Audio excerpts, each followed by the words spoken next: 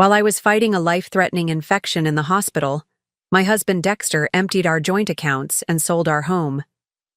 "She probably won't make it anyway," he told his mistress while transferring the last $287,000 to his offshore account.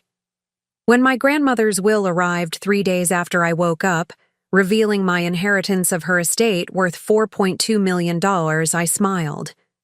Then spent the next 6 months secretly building a case that would leave him with nothing but regret. Before we jump back in, tell us where you're tuning in from, and if this story touches you, make sure you're subscribed, because tomorrow I've saved something extra special for you. Never saw it coming. 8 years of marriage, building a life together in our Victorian home in Oak Ridge, planning for retirement, and dreaming of the family we'd start someday soon. Dexter had always been the financial planner between us, the cautious one who insisted on emergency funds and investment strategies. That's what made his betrayal so brilliantly cruel. He'd positioned himself perfectly to dismantle our life the moment I couldn't stop him. The doctors said I was lucky to be alive. Sepsis from a seemingly minor infection had escalated overnight, sending my body into shock. I remember Dexter driving me to the emergency room, his face tight with what I thought was concern. Now I wonder if it was calculation, measuring how quickly he could act if I didn't survive. I spent 23 days unconscious, 23 days during which my husband of 8 years systematically emptied our accounts, sold stocks we'd carefully accumulated, listed our home with a real estate agent who specialized in quick sales, and began transferring assets to accounts I didn't know existed. By the time I opened my eyes, weak and disoriented in the hospital room, Dexter had liquidated nearly everything we owned. The infection had been aggressive, attacking my organs and requiring 2 emergency surgeries. The medical team had warned Dexter that my chances of survival were uncertain. Instead of hope, he saw opportunity. She'd been feeling off for weeks before the collapse, I later learned he told our friends. The doctors say even if she pulls through, there could be cognitive impairment. "We need to simplify our finances now, just in case." A perfect cover story for the perfect crime. Who would question a concerned husband consolidating finances while his wife fought for her life? Certainly not our friends, who dropped by with flowers and sympathy cards. Not my colleagues, who sent messages of support through Dexter since I was too fragile for visitors. Not even my younger sister Morgan, who lived across the country and relied on Dexter's updates about my condition. No one questioned him, except Nurse Kelsey Mitchell. Something felt off about him, she would later tell me. Most spouses of critically ill patients are either constantly present or completely overwhelmed. Your husband was neither. He'd visit for exactly 30 minutes each day, mostly on his phone checking accounts and making calls he'd step into the hallway for. It was Kelsey who first noticed the real estate agent's business card that fell from Dexter's jacket pocket. Kelsey who overheard him discussing liquidation timelines when he thought no one was listening. And Kelsey who, against hospital protocol but following her instincts, pulled up a chair beside my bed the moment I regained consciousness and said, "Your husband is selling your house. I think you need to know that right now." I remember the ceiling tiles swimming above me as I processed her words, the rhythmic beeping of machines monitoring my vital signs, the antiseptic smell that couldn't mask the sickening realization that while I fought for my life, the man who had vowed to stand by me, in sickness and in health, was dismantling everything we'd built. "How do you know?" My voice was barely a whisper, my throat raw from the ventilator they'd removed just days before. Kelsey glanced at the door, then pulled out her phone. "I took photos. I know I shouldn't have, but something felt wrong." On her screen, images of documents Dexter had left visible while visiting. Property transfer forms, bank statements showing massive withdrawals, a rental agreement for a luxury apartment in Westlake Towers, the building where his administrative assistant lived. An assistant I'd met at company parties who always seemed to laugh too loudly at Dexter's jokes, who always found reasons to text him on weekends, He told everyone you'd changed your will before your hospitalization, Kelsey continued. That you'd agreed to sell the house if anything happened to you. No one questioned it because, well, who would make that up? Someone calculating. Someone who knew precisely how long it would take to transfer assets and establish a new life. Someone who'd been planning an exit long before my infection provided the perfect cover. My first tears weren't of sadness but of rage. A cold, clarifying anger that cut through the fog of medications and weakness. I'd always considered myself an intelligent woman, a corporate compliance officer who specialized in detecting fraud and misrepresentation. Yet I'd failed to see the deception in my own marriage. "There's more," Kelsey said, her voice dropping lower. "He's been visiting with a woman, not family. They hold hands when they think no one's watching." Of course. The pieces clicked into terrible clarity. The late nights at work, the business trips that seemed to multiply over the past year, the growing password protection on his phone and laptop, client confidentiality, he'd explained. "How much time do I have?" I asked, surprising myself with the steadiness in my voice. "The house closing is scheduled for next week, based on what I overheard. The doctor plans to discharge you to a rehabilitation facility for at least 2 weeks. After that, 10 days. I had 10 days before Dexter completed his disappearing act with everything we owned. "I need my phone," I said. "And I need you to tell everyone I'm experiencing post-surgical confusion, that I'm disoriented, having memory issues.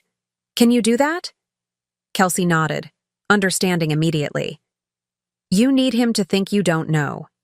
"I need him to think I can't fight back," I corrected. What Dexter failed to calculate in his meticulous betrayal was that my grandmother Ruth had died 3 weeks before my hospitalization. What he couldn't have known was that her will was still being processed, held up by minor legal details, and what would soon destroy his perfect plan was that Grandma Ruth, stubborn, independent, and suspicious of the grandson-in-law who smiled too much and said too little, had left everything to me, with specific provisions that excluded Dexter from any claim to her estate. As Kelsey smuggled my phone into my room that night, I made my first silent promise. Dexter wouldn't just lose what he'd stolen from me. He would lose everything, and he would never see it coming, just as I hadn't. Looking back, I should have recognized the warning signs, but love has a way of blinding you to the obvious, especially when the deception is skillfully crafted by someone who knows your every vulnerability. I met Dexter Wilson at a charity auction 7 years before my hospitalization. I was 29, recently, promoted to senior compliance analyst at Meridian Financial, and still adjusting to life on my own after sharing an apartment with Morgan throughout my 20s. My sister had just moved across the country for a teaching position in Seattle, leaving me feeling unmoored in our hometown of Lakeside. Dexter approached me during the silent auction, pointing to the bid I'd placed on a weekend getaway to a mountain resort. "You have excellent taste," he said, his smile revealing a perfect dimple in his right cheek. "But you might want to increase your bid. That package is worth at least twice what you've offered." Instead of being annoyed at his presumption, I was charmed by his directness. He was handsome in an understated way, tall with dark hair always neatly trimmed, warm brown eyes that crinkled at the corners when he smiled, and an impeccable sense of style that spoke of success without flashiness. "Are you an expert on mountain getaways?" I asked. "I'm an expert on value," he replied. "Investment management is my business." By the end of the evening, I'd won the auction package, having increased my bid on his advice, and gained his business card with a personal cell number written on the back. 3 days later, we had our first date at an intimate French restaurant where the chef knew him by name. 6 months later, we were discussing moving in together. By our 1-year anniversary, he had proposed with a vintage emerald ring that he said reminded him of my eyes. "You're the most honest person I've ever met, Ellie," he told me as he slipped the ring onto my finger. "In a world of complications, you're refreshingly straightforward. I need that in my life." I believed him because I wanted to believe him. Preparing and narrating this story took us a lot of time, so if you are enjoying it, subscribe to our channel. It means a lot to us. Now back to the story, because his words reflected the image I held of myself.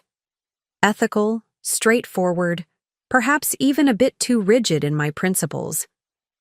As a compliance officer, my career was built on identifying deception and ensuring adherence to rules. I took pride in my ability to spot inconsistencies and enforce standards, yet I missed every red flag in my own relationship. Grandma Ruth hadn't, though. During our engagement dinner, I caught her studying Dexter with narrowed eyes while he charmed my parents with stories of his investment successes. "He's awfully smooth," she commented later as I helped her into her coat. "Men who have an answer for everything usually haven't been questioned enough." I dismissed her concerns as the natural skepticism of a woman who had survived both the Great Depression and the painful betrayal of my grandfather, who had left her for his secretary after 30 years of marriage. "Dexter's different," I assured her. "He values security and planning as much as I do." Ruth had simply patted my cheek and said, "Just make sure your name is on everything, Ellie Bell," using her special nickname for me from childhood. Separate accounts alongside the joint ones. A woman should always have her own safety net. I had nodded dutifully, but ultimately ignored her advice. Dexter had been so persuasive about the efficiency of consolidated accounts, about building our life as a true partnership without divisions. I'd prided myself on not being like Grandma Ruth, not letting old wounds dictate my choices in love. Our wedding was modest but elegant, held in the garden of Ruth's Victorian house, the very house that would later become central to my salvation. 50 guests, perfect weather, and vows we had written ourselves. Dexter's included a promise that particularly moved me. "I will be the guardian of your happiness and security, in abundance and in hardship." The early years of our marriage were everything I had hoped for. We purchased our home in Oak Ridge, a charming neighborhood of historical houses that needed updating but had solid bones, as Dexter described it. We spent weekends renovating, turning the century-old house into a blend of classic architecture and modern convenience. I focused on my career, while Dexter's investment business grew steadily. If there were moments that should have given me pause, his insistence on handling all our finances, his reluctance to have children despite our initial agreement to start a family by our 5th anniversary, his growing collection of locked file cabinets in his home office, I rationalized them away. He was detail-oriented. He wanted to be financially secure before bringing children into the world. Client confidentiality required discretion. The truth I didn't want to see was much simpler. Dexter had been constructing an exit strategy from the moment he said, "I do." The infection that nearly killed me began innocuously. Fatigue I attributed to overwork, a persistent low-grade fever I managed with over-the-counter medications. By the time I collapsed in our kitchen, my temperature soaring and my breathing labored, the bacteria had already entered my bloodstream. My last clear memory before the hospital was of Dexter kneeling beside me on the kitchen floor, phone in hand, his voice calm as he described my symptoms to the 911 operator. "Stay with me, Ellie," he said, squeezing my hand. "Everything will be different after this. I promise." A promise he kept, though not in the way I had understood it. As Nurse Kelsey helped me piece together the timeline during those first days of consciousness, I learned that Dexter had begun liquidating our assets within 48 hours of my admission to intensive care. The doctors had given him a grim prognosis. My organs were shutting down. And even if I survived, there might be neurological damage. He had nodded solemnly, asked appropriate questions, and then walked directly to our bank's regional branch to begin transferring funds. "Your condition gave him the perfect cover," Kelsey explained, showing me more photos she'd discreetly taken of documents he'd reviewed during visits. Everyone sympathized with the devoted husband facing his wife's possible death. No one questioned, his need to simplify financial matters during this difficult time. The perfect predator doesn't attack until the prey is weakened. Dexter had waited patiently for an opportunity, and when it came, he moved with the precision of someone who had rehearsed each step mentally for years. As I lay in the hospital bed, still connected to monitors and IV lines, I wondered how I could have been so blind. The woman who had built her professional reputation on detecting fraud had failed to see it sleeping beside her every night for 8 years. Deception is most successful when built on a foundation of partial truths. The most convincing lies are those wrapped in enough honesty to make questioning them feel like paranoia. This was Dexter's true genius, creating a relationship where trust was weaponized against me. Our marriage had been filled with what I now recognized as calculated authenticity. Dexter had been meticulously genuine about small things, creating a pattern of trustworthiness that made it unthinkable to question the larger deceptions. He never forgot an anniversary or birthday. He remembered every friend's name, every office, conflict I mentioned, every preference I expressed casually. He could recall exactly what I'd worn on our first date, that emerald blouse that made your eyes look like summer leaves, and surprised me on our 5th anniversary with a replica he'd had custom made after the original wore out. These thoughtful gestures created a foundation of attentiveness that made his financial secrecy seem like a quirk rather than a warning. When he insisted on managing our investments because you're already mentally exhausted from compliance work, all day, it felt like consideration rather than control. "You've built such a beautiful life together," my friend Deborah had commented at our last dinner party before my illness. She'd gazed around our meticulously renovated living room, with its original crown molding and modern furnishings. "Dexter clearly adores you," and I believed he did. How could I not? He brought me coffee every morning, prepared exactly as I liked. 1 sugar, splash of almond milk, served in the ceramic mug I'd bought on our honeymoon in Portugal. He listened attentively when I spoke about work challenges. He planned thoughtful date nights that always incorporated something meaningful to our history together. My parents adored him. "You hit the jackpot," my mother would say. "A successful man who actually listens when you talk." My father, typically reserved with his approval, had embraced Dexter as the son he never had, spending weekends with him restoring vintage furniture for our home. Only Morgan and Grandma Ruth maintained a sliver of skepticism. Morgan, with her psychological training, once observed after a holiday visit, "He performs affection very well, but I wonder if he's ever spontaneous with it." I'd dismissed her comment as the natural cynicism of someone whose own relationships tended toward brief intensity rather than lasting commitment. "Not everyone expresses love dramatically," I'd replied defensively.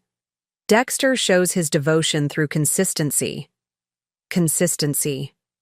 That was the quality I'd valued most in our relationship, the characteristic I'd praised when friends complained about unpredictable partners. Dexter was steady, reliable, present. Until suddenly, he wasn't.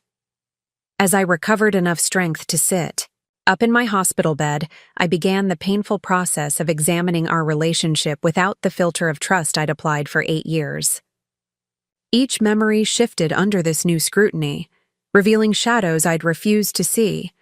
The separate office with its locked cabinets that I respected his privacy by never questioning. The business trips that increased in frequency over the past 2 years, always to cities where cell reception was surprisingly unreliable. The way he would deflect conversations about children with discussions of future financial goals instead. His insistence that my name be removed from certain investment accounts to protect you from liability, a concern that had seemed thoughtful. Coming from someone who supposedly prioritized my security, even his relationship with my grandmother now revealed warning signs. Dexter had been unfailingly polite to Ruth, but always maintained a careful distance. He accompanied me to Sunday dinners at her Victorian home, but always found reasons to step away for business calls. When Ruth questioned anything about our finances or his business, he redirected the conversation with practiced charm. "Your grandmother is from a different generation," he would explain afterward. "Financial transparency wasn't common in her day. It makes her uncomfortable to discuss modern investment strategies." Now I understood his avoidance had nothing to do with generational differences and everything to do with Ruth's uncanny ability to detect deception. My grandmother, widowed young and then abandoned by my grandfather decades later, had developed a finely tuned radar for insincerity that all my professional training couldn't match. Among the papers Kelsey had photographed was a real estate listing for our home that particularly gutted me. The master bedroom I'd painted myself, described as recently refreshed. The garden where I'd spent countless weekends, listed as low-maintenance landscaping. The kitchen we'd renovated together during our second year of marriage, with the vintage tile I'd sourced from a specialty salvage shop, reduced to updated with modern amenities. 8 years of creating a home, erased and repackaged for quick sale. "He's asking below market value," Kelsey noted, showing me the listing. The agent's notes mention a motivated seller seeking immediate closure. Of course, a quick sale meant liquid assets that could be moved before I potentially recovered. The pieces of Dexter's plan clicked together with horrifying precision. Empty the accounts, sell the house, transfer everything to untraceable locations, and establish residence with his mistress before I was coherent enough to contest any of it. By the time I could take legal action, there would be nothing left to recover. He would express profound regret over making necessary financial decisions during an emotional time, claim he was acting in both our interests given my uncertain prognosis, and walk away with everything we'd built. "Have there been any calls about my condition?" I asked Kelsey. "From my sister? My parents?" Kelsey checked my chart. "Your husband has requested that all medical updates go through him. He told the floor supervisor that your family is elderly and easily confused by medical terminology. My parents were in their early 70s and perfectly capable of understanding complex information. Morgan was a clinical psychologist who would comprehend my condition better than most. The isolation was clearly strategic, another layer of Dexter's careful planning. He's limited visitors too," Kelsey added. "Said you need complete rest and that visitors would tax your system." The perfect cover. If no one saw me improving, no one would warn me about what was happening to my life outside the hospital walls. If family couldn't speak directly with my doctors, they would rely entirely on Dexter's filtered updates. On the third day of my conscious recovery, Dexter arrived for his precisely timed 30-minute visit. Following Kelsey's suggestion, I pretended to be significantly more disoriented than I actually was. I slurred words, asked repetitive questions, and stared vacantly for extended periods, a performance of cognitive impairment that gave me the opportunity to study my husband without his knowledge. He was immaculately dressed as always. Charcoal. Suit, crisp white shirt, the blue silk tie I'd given him for his last birthday. His expression was appropriately concerned when nursing staff were present, relaxing into impatience when we were alone. "The doctors say you're stabilizing physically," he told me, scrolling through his phone as he spoke. "But they're concerned about cognitive function. You might need extended rehabilitation." I mumbled something intentionally incomprehensible, watching as relief flickered across his features. "Don't worry about anything," he continued, patting my hand without looking up from his screen. "I'm handling all the practical matters. Just focus on basic recovery." In that moment, studying his familiar profile, the straight nose, the dimple that appeared with even the slightest smile, the precisely trimmed hair at his temples now showing the first strands of distinguished gray, I felt a strange detachment. This man who had shared my bed, my home, my most intimate confidences for 8 years was effectively a stranger. Perhaps he always had been. "House?" I managed to ask, intentionally feeble. His response was smooth, practiced. "Everything's fine at home. I've managed some simplifications to reduce your stress when you return. The doctors think familiar surroundings might be challenging for a while. Simplifications. Such a benign word for systematic theft. When he left, promising to return the following day, I waited until the door closed before letting my face relax from its manufactured confusion into cold clarity. I had 18 minutes before the next scheduled vitals check, 18 minutes to begin planning my counter strategy. The earliest warning signs had been subtle, so subtle that I'd rationalized each one individually. Only now, with the devastating clarity that comes from betrayal, could I see the pattern they formed. It began approximately 14 months before my illness, around the time Dexter hired Emma Sullivan as his administrative assistant.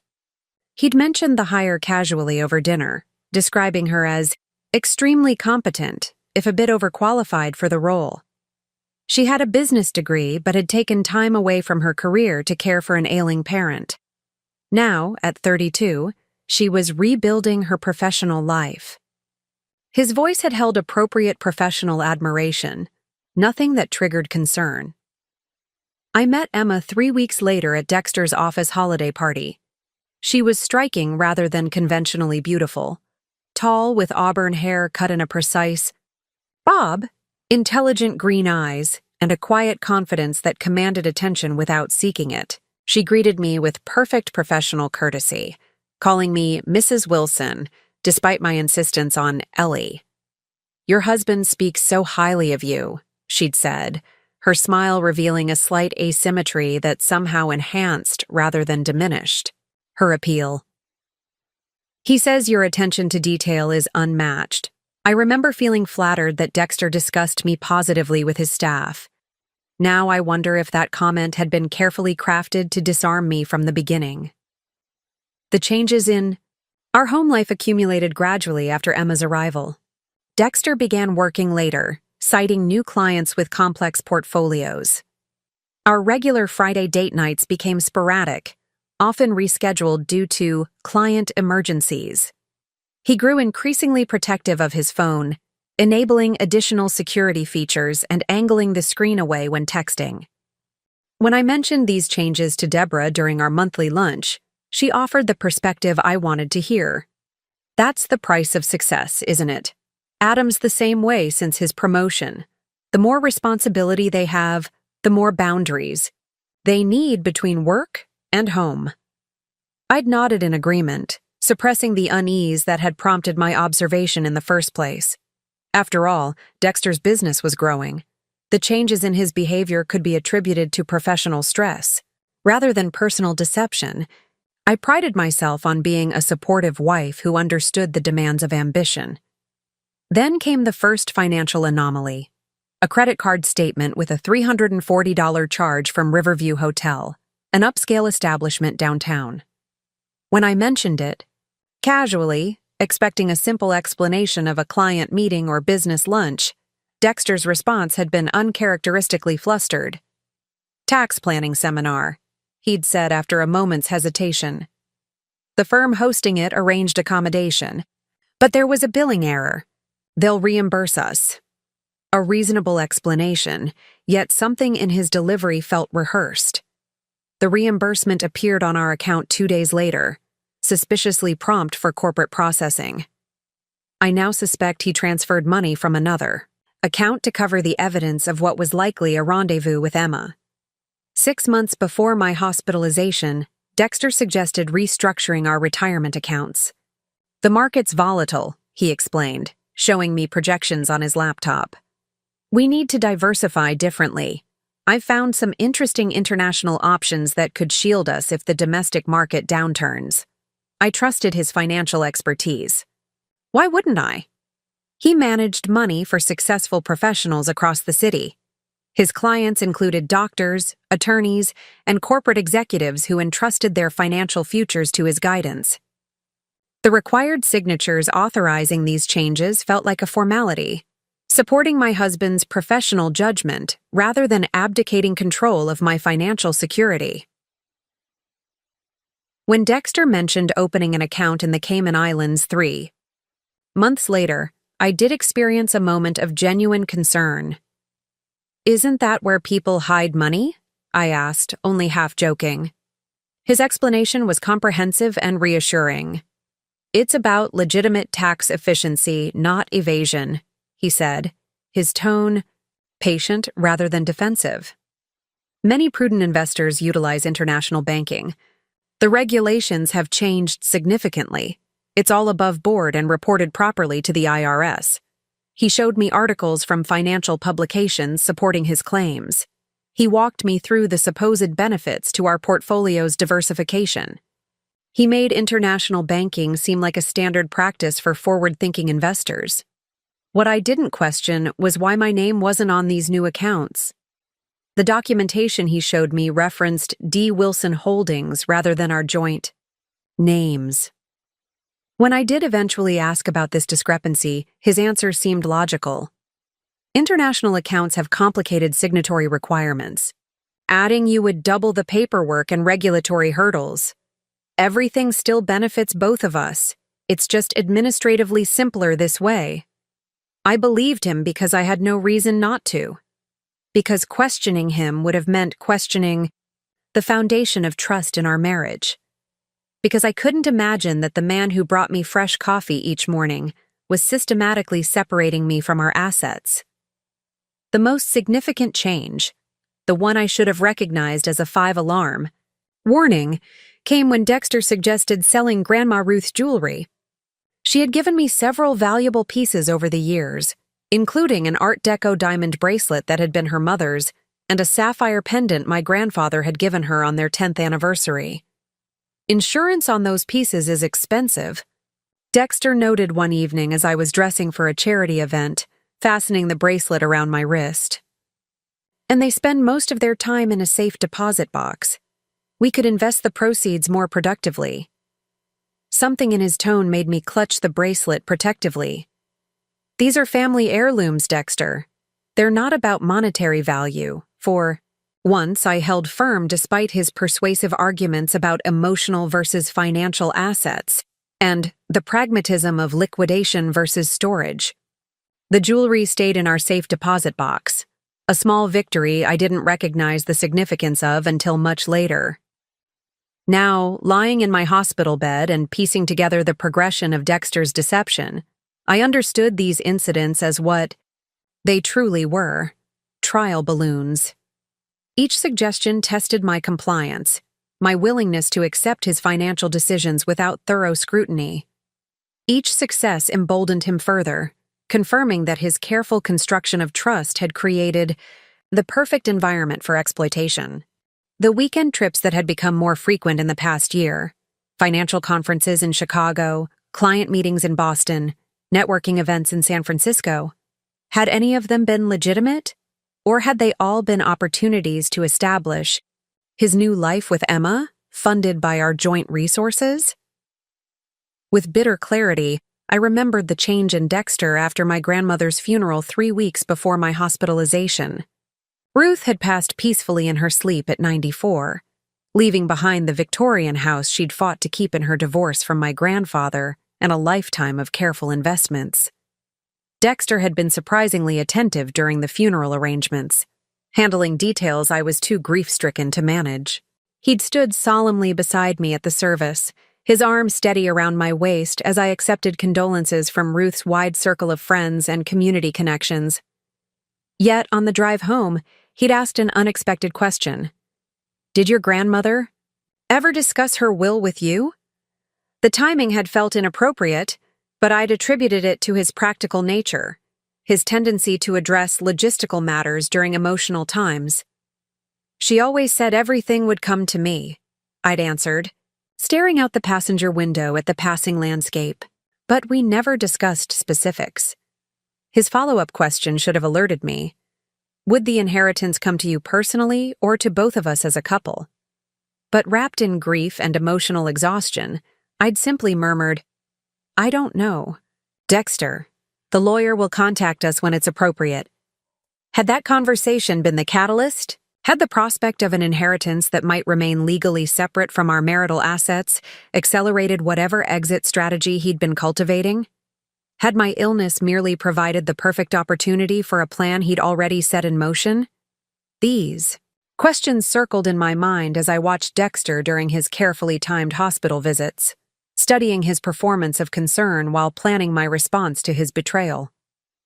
The man who believed I was too cognitively impaired to understand my surroundings had no idea that every sympathetic nod, every progress report delivered to the empty air above my head, every whispered phone conversation in the hallway was being cataloged as evidence.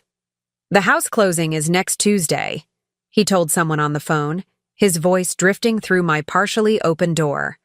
"The doctors say she'll be transferred to Lakeside Rehabilitation by Thursday. Perfect timing." Perfect timing indeed, but not in the way he anticipated. Nurse Kelsey Mitchell wasn't supposed to be assigned to my case. The scheduling change that placed her on the post-ICU floor during my transfer was a last-minute substitution for a colleague with a family emergency. Had that colleague's child not developed a sudden fever, had Kelsey not agreed to switch shifts, the entire trajectory of my recovery, both medical and financial, might have been drastically different. Some might call it coincidence. I've come to think of it as Grandma Ruth's first intervention from beyond. Kelsey was 34, with 10 years of nursing experience and a lifetime of what she called people-reading skills. With dark curly hair often corralled into a practical bun and observant hazel eyes behind simple glasses, she moved through the hospital with efficient compassion. Patients trusted her instantly. Something about her direct gaze and no-nonsense. Delivery of information inspired confidence even in crisis. "I've worked this floor for 7 years," she told me on the 4th day of my conscious recovery, checking my vitals with practiced precision. You develop a sense for family dynamics. There's a difference between genuine concern and performance.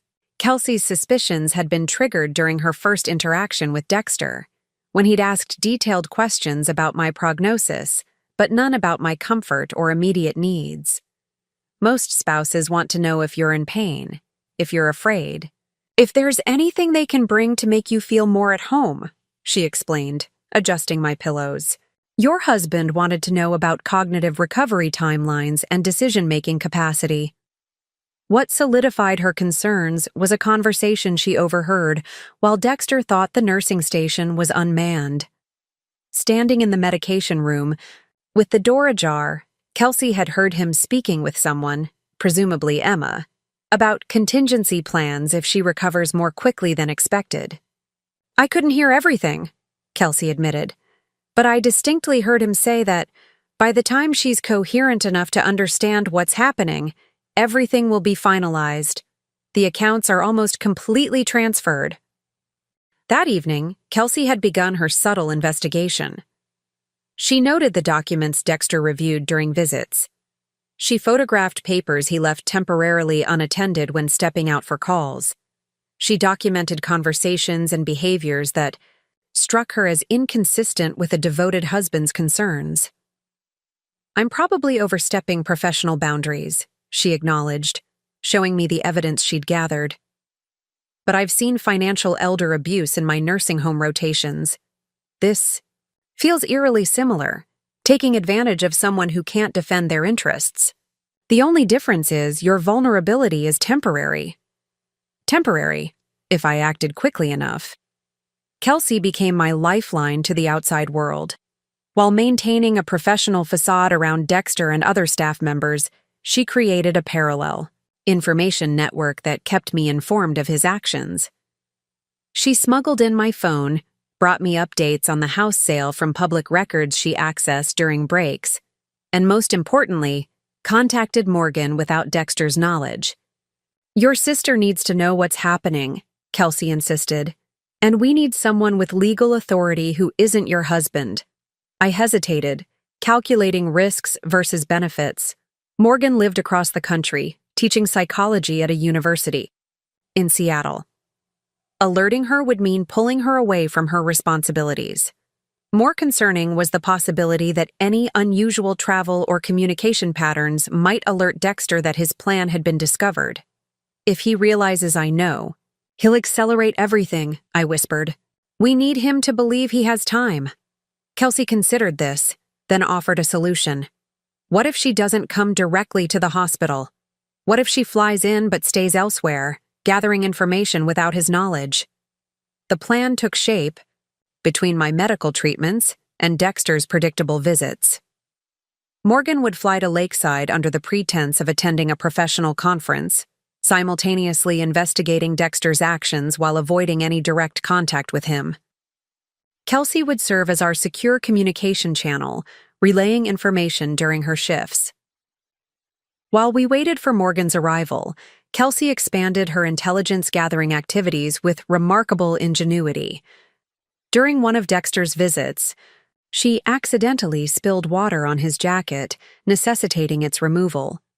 While apologetically hanging it to dry in the staff area, she quickly searched the pockets, discovering business cards for both a high-end real estate agent specializing in international properties and an offshore banking specialist. "He's not just planning to take your money," she told me, showing me photos of the cards. "He's planning to leave the country with it."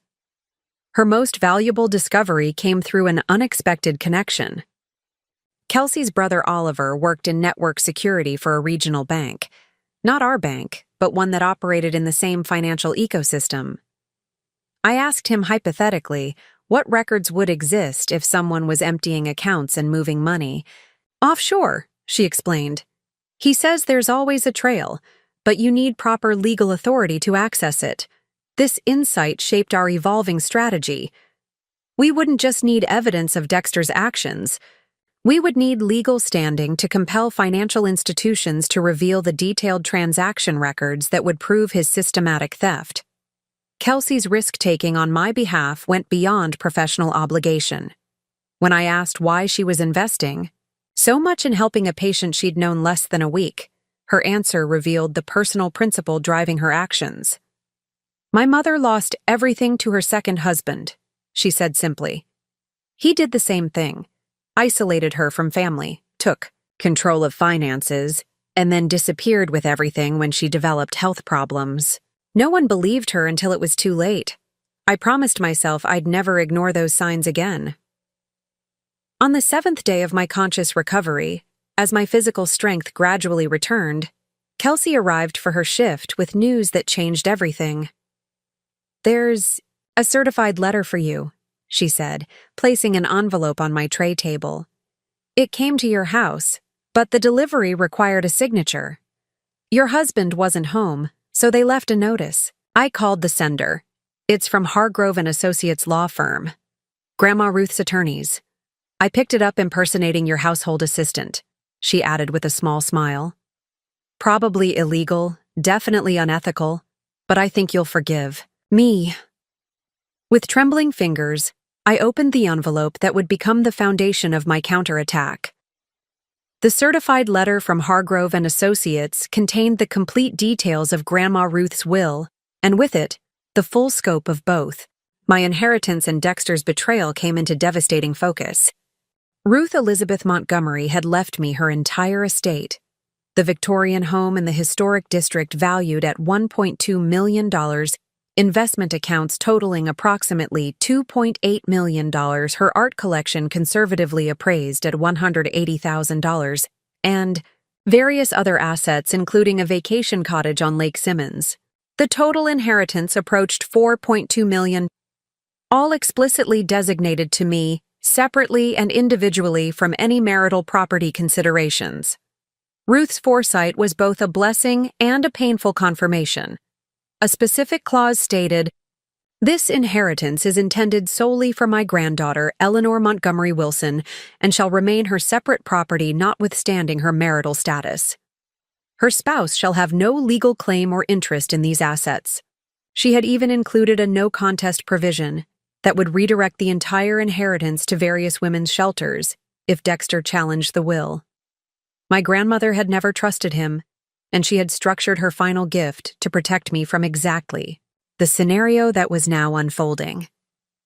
More shocking than the inheritance itself was what the legal documents revealed about Dexter's recent activities. Clipped to the will was a note from Harold Hargrove, Ruth's attorney for over 30 years. "Mrs. Wilson, I feel obligated to inform you that your husband has contacted our office 3 times since your grandmother's passing, inquiring about the status of her estate and claiming to represent your interests during your illness. As per your grandmother's explicit instructions, we have not disclosed any information to him. He became quite insistent during his last call, suggesting that, as your spouse and financial manager, he had legal authority to receive the inheritance on your behalf. This is categorically untrue under the terms of your grandmother's will. Please contact me at your earliest convenience to discuss the proper transfer of assets. I stared at the papers, mental puzzle pieces locking into place. Dexter's unusual attentiveness after Ruth's funeral, his pointed questions about her will, his accelerated timeline once my illness provided the perfect cover. He hadn't just opportunistically decided to steal our joint assets when I became ill. He had been actively plotting to gain control of my inheritance, likely planning to disappear with both. My hospitalization had simply accelerated a scheme already in motion. I handed the documents to Kelsey, my hands trembling not from weakness but from rage. He knew, I whispered.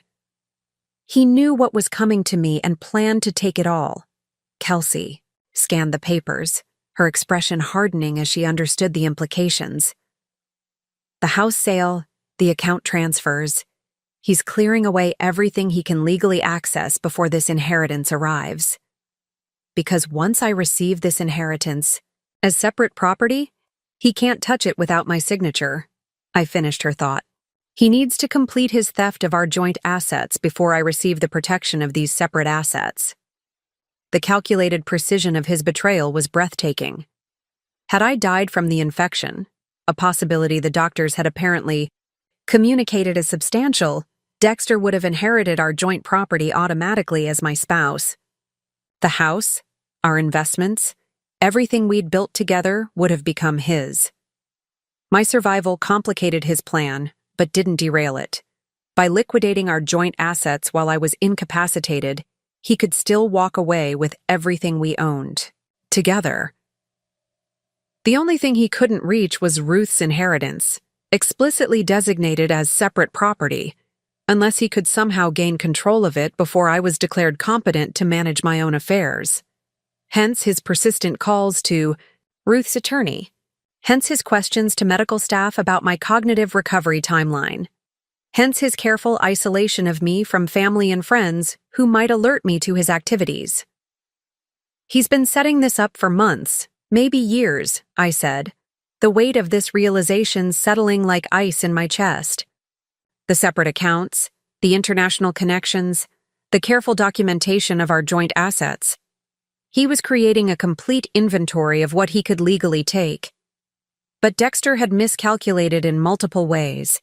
He hadn't anticipated my earlier-than-expected recovery from the infection. He hadn't counted on Kelsey's intervention. Most critically, he hadn't expected Ruth's will to arrive precisely when I needed its protection most. "We need to move quickly," Kelsey said, organizing the papers with clinical efficiency. "The house closing is scheduled for Tuesday. Your bank accounts are nearly emptied. And, based on what I've overheard, he's planning to move the remaining funds offshore by the end of next week." I nodded, a strange calm replacing my initial shock. The compliance officer in me, the professional who had built a career identifying and documenting financial irregularities, began to emerge from beneath the betrayed wife. "I need Morgan to contact Harold Hargrove immediately," I said. "We need to secure the inheritance before Dexter realizes I know about it. And I need a forensic accountant, someone who can trace exactly what he's taken and where it's gone." Kelsey was already texting Morgan with the attorney's contact information. "Your sister arrived last night.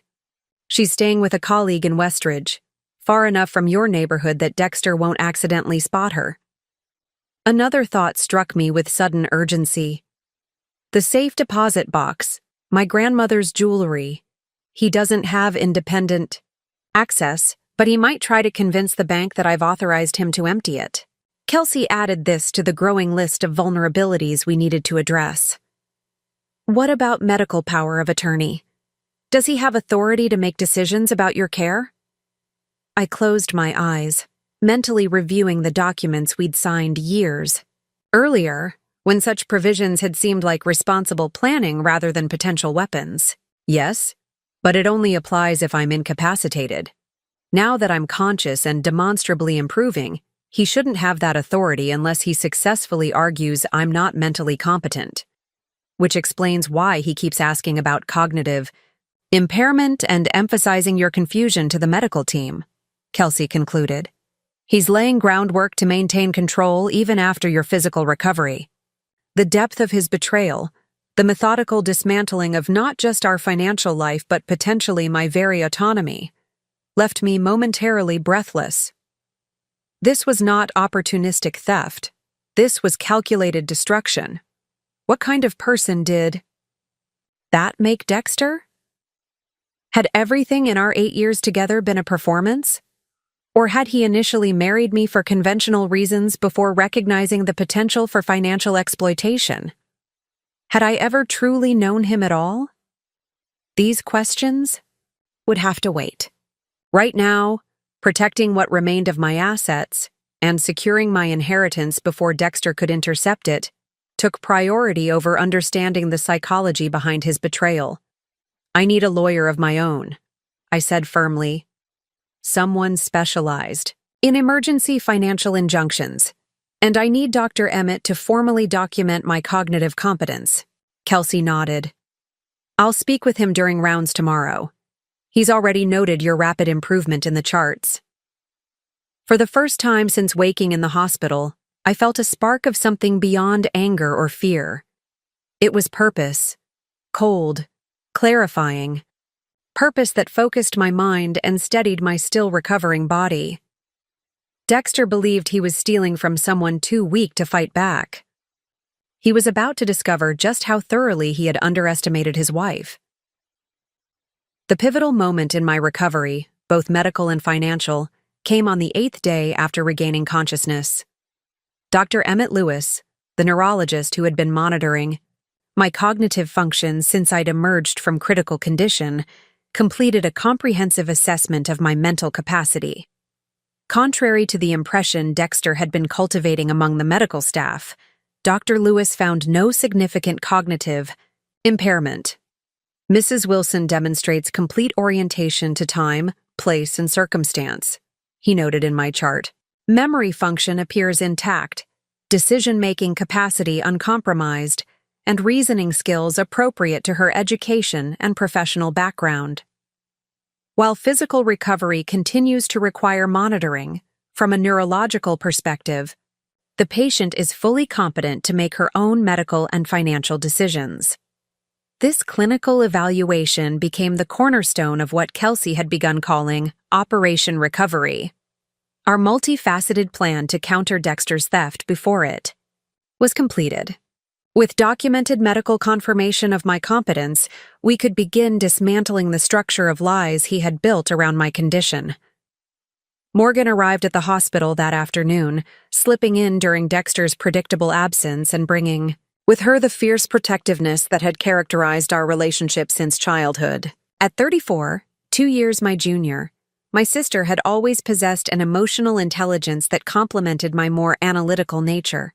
Her training as a clinical psychologist had only sharpened her already formidable ability to read people and situations.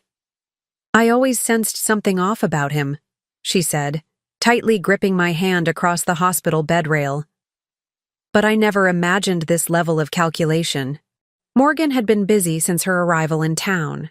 She had met with Harold Hargrove, who was now expediting the transfer of Ruth's estate into accounts that would be completely separate from any marital assets.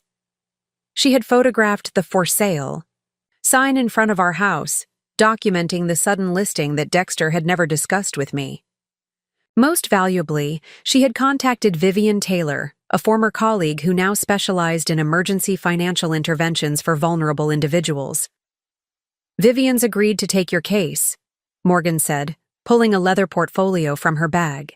She needs your signature on these documents to file for an emergency injunction freezing all joint assets pending investigation of potential financial exploitation. I signed the papers with a hand that still trembled slightly from residual weakness, but was steadied by growing resolve. The compliance officer in me recognized the legal strategy Vivian was employing, using elder abuse statutes that had been expanded in recent years to cover exploitation of medically vulnerable individuals of any age. "What about the house closing?" I asked, thinking of the rapidly approaching Tuesday deadline. "Vivian's filing the injunction first thing tomorrow morning," Morgan explained. "It should hit the system before any closing can be completed. She's also notifying the real estate agent directly about potential fraud in the transaction." While Morgan had been building our legal counteroffensive, Kelsey had continued gathering evidence from the hospital side. She had documented every visit Dexter made, noting specifically his representations of my condition to medical staff versus the reality documented in my charts. She had collected statements from other nurses who had overheard concerning comments. Most damning, she had recorded a conversation where Dexter specifically instructed a resident physician not to confuse Ellie with too many medical details given her cognitive fragility, directly contradicting Dr. Lewis's documented assessment. "It's a good start," I acknowledged, reviewing our growing evidence file. "But we need to be strategic about when we reveal that I know what's happening. Timing is everything." I was thinking like an investigator now, not a victim. Each piece of evidence needed to be secured and documented before Dexter realized his plan had been discovered. Once he knew I was fighting back, he would likely accelerate his efforts to move assets beyond reach. "The inheritance is the key," I continued, mentally organizing our priorities.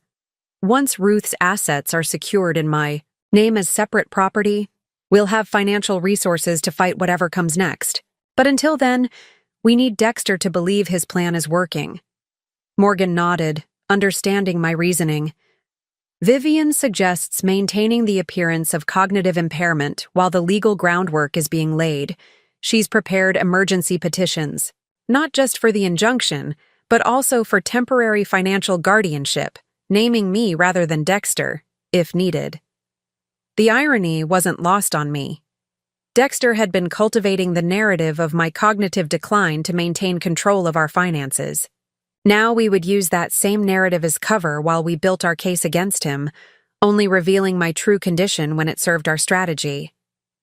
That evening, after Morgan left and Kelsey went off shift, I lay in the darkened hospital room thinking about the path forward. The emotional devastation of Dexter's betrayal remained a wound I couldn't yet fully examine. Instead, I focused on the practical challenge before me, reclaiming what was rightfully mine while creating consequences for his actions. For the first time, I allowed myself to imagine an outcome beyond mere damage control. What if I could not only protect my inheritance and recover our joint assets, but also ensure Dexter faced appropriate legal penalties for his actions? What if this betrayal, intended to destroy me financially, instead became the catalyst for a complete reclamation of my independence? I had spent 8 years deferring to Dexter's financial expertise, gradually surrendering control of our shared resources to his supposedly superior knowledge. That deference had nearly cost me everything. Never again would I entrust my security to someone else's management, no matter how convincing their credentials or how intimate our relationship. The next morning brought the first tangible victory in our counteroffensive.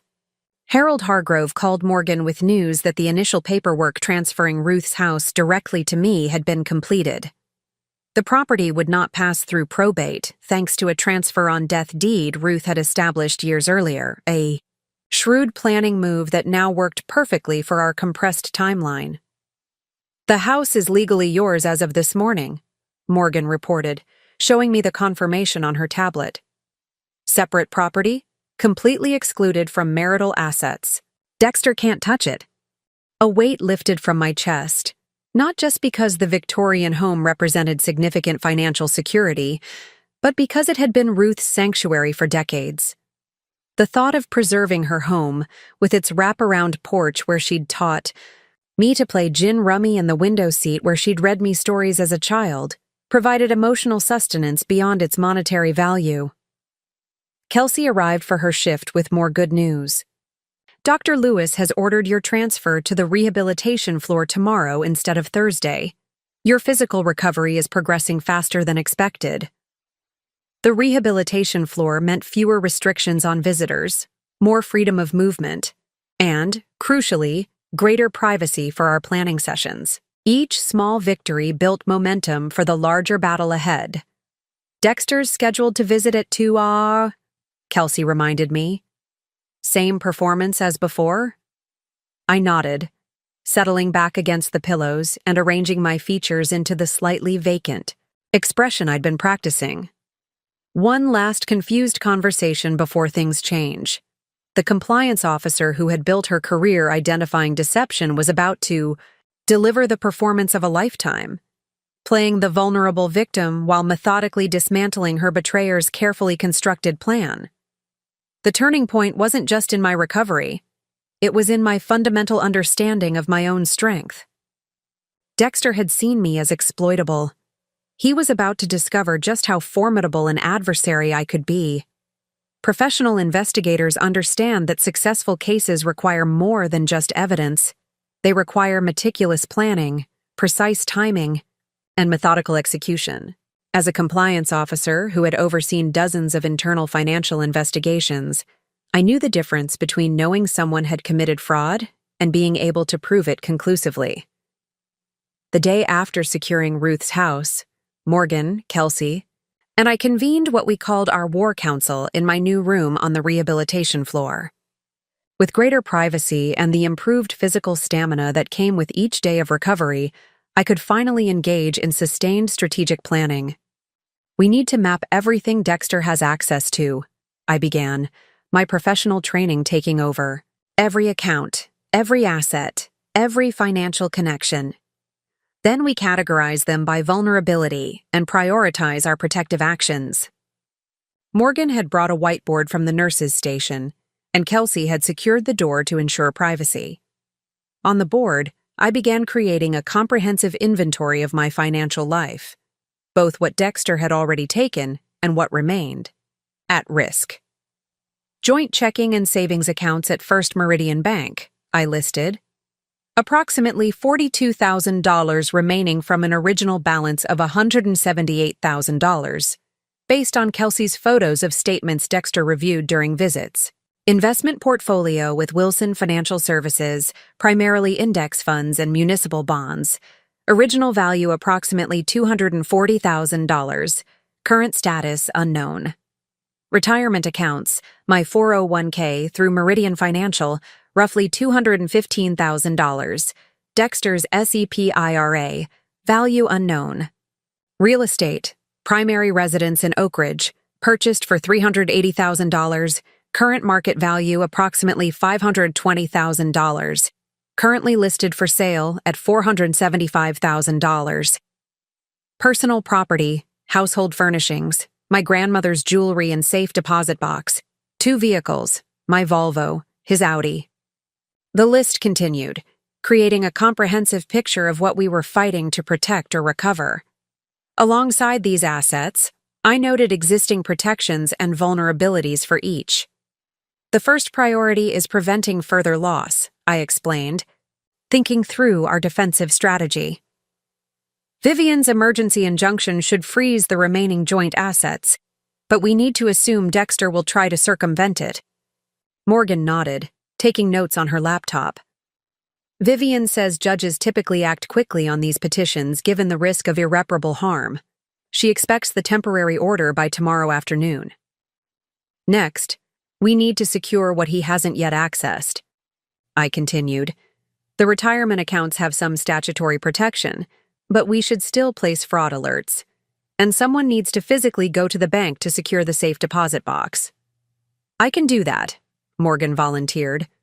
With a copy of your medical capacity assessment and power of attorney, I should be able to at least ensure no one else accesses it. As we outlined these defensive measures, Kelsey raised the critical question we'd been circling around. When do we let Dexter know that Ellie is fully aware and fighting back? The longer we maintain the pretense of her confusion, the more time we have to build our case. but every day also gives him more opportunity to hide assets. It was the central strategic decision. In financial fraud investigations, this moment, when to reveal to the suspect that you're onto them, often determined whether assets could be recovered or would disappear permanently. We need to create a comprehensive documentation trail before confrontation, I decided. Every withdrawal, every transfer, every liquidation needs to be recorded and connected to Dexter specifically. We're not just trying to freeze assets, we're building a case for criminal charges and civil recovery. This approach reflected my professional training. Evidence gathered before a suspect becomes defensive is typically more comprehensive and easier to authenticate.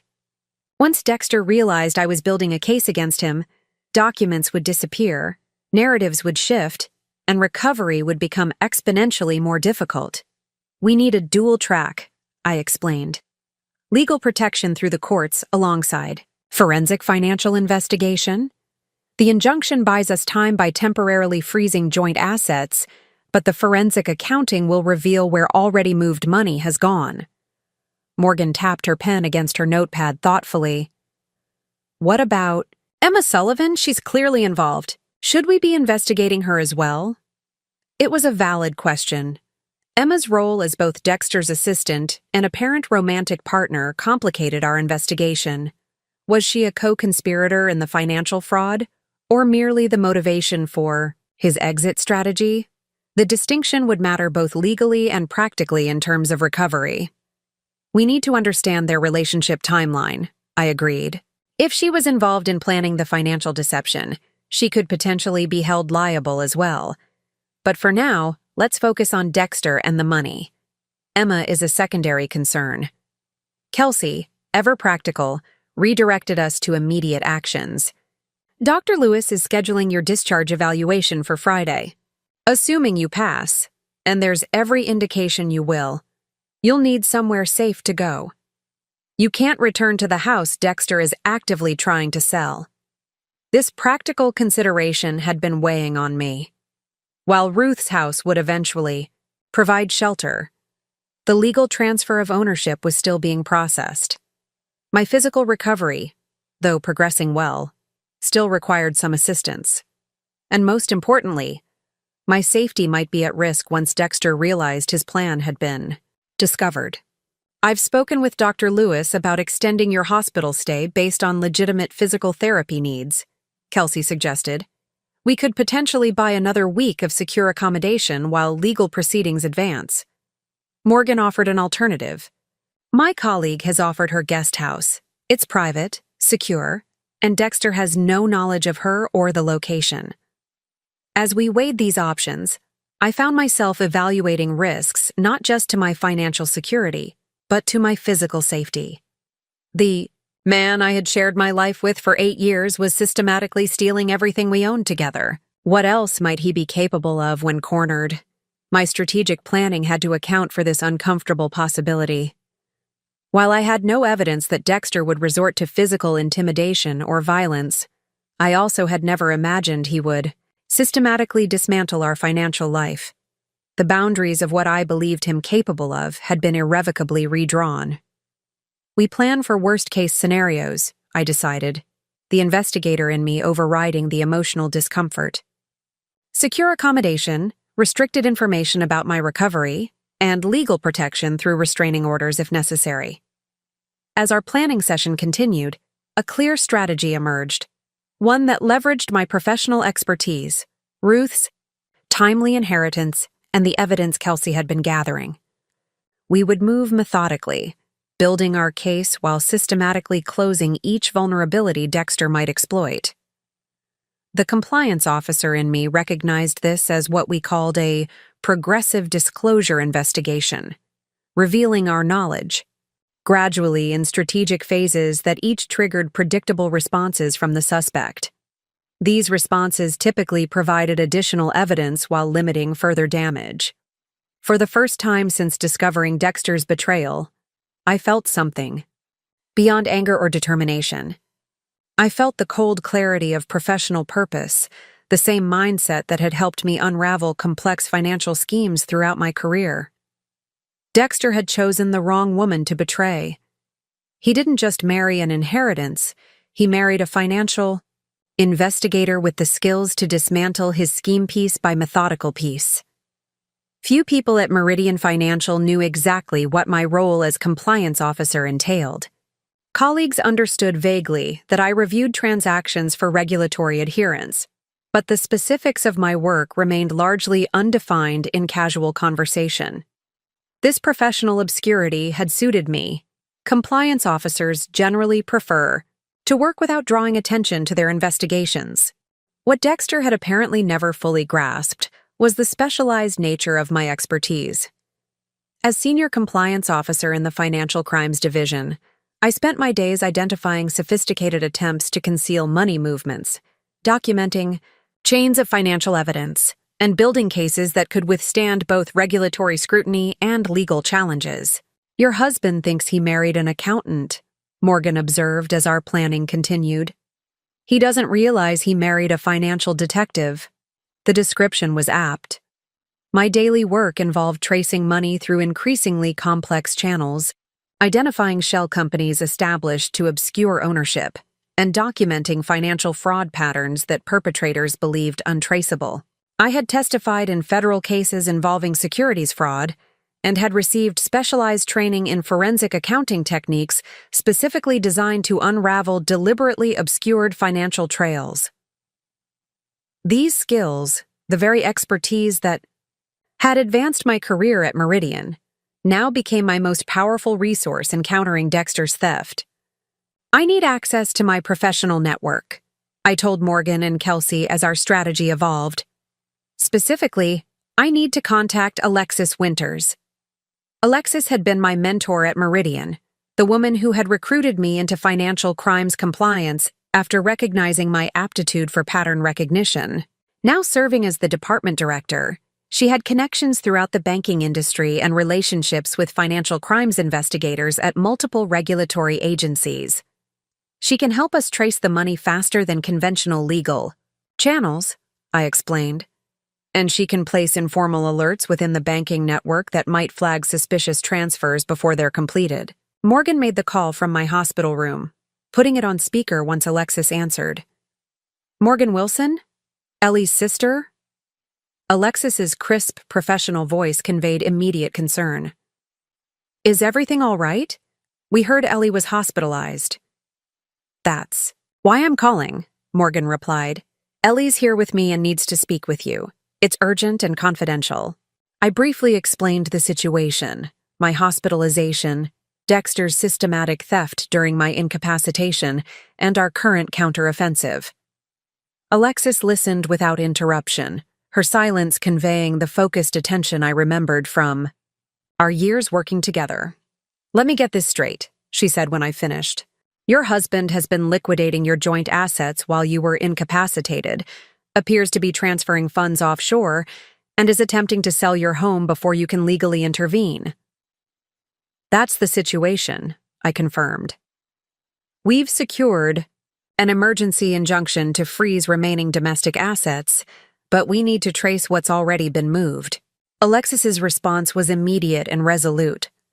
"I'll activate our financial intelligence network. If he's moving substantial sums, especially internationally, it will leave markers in the system, no matter how careful he thinks he's being." What followed was a masterclass in financial investigation resources.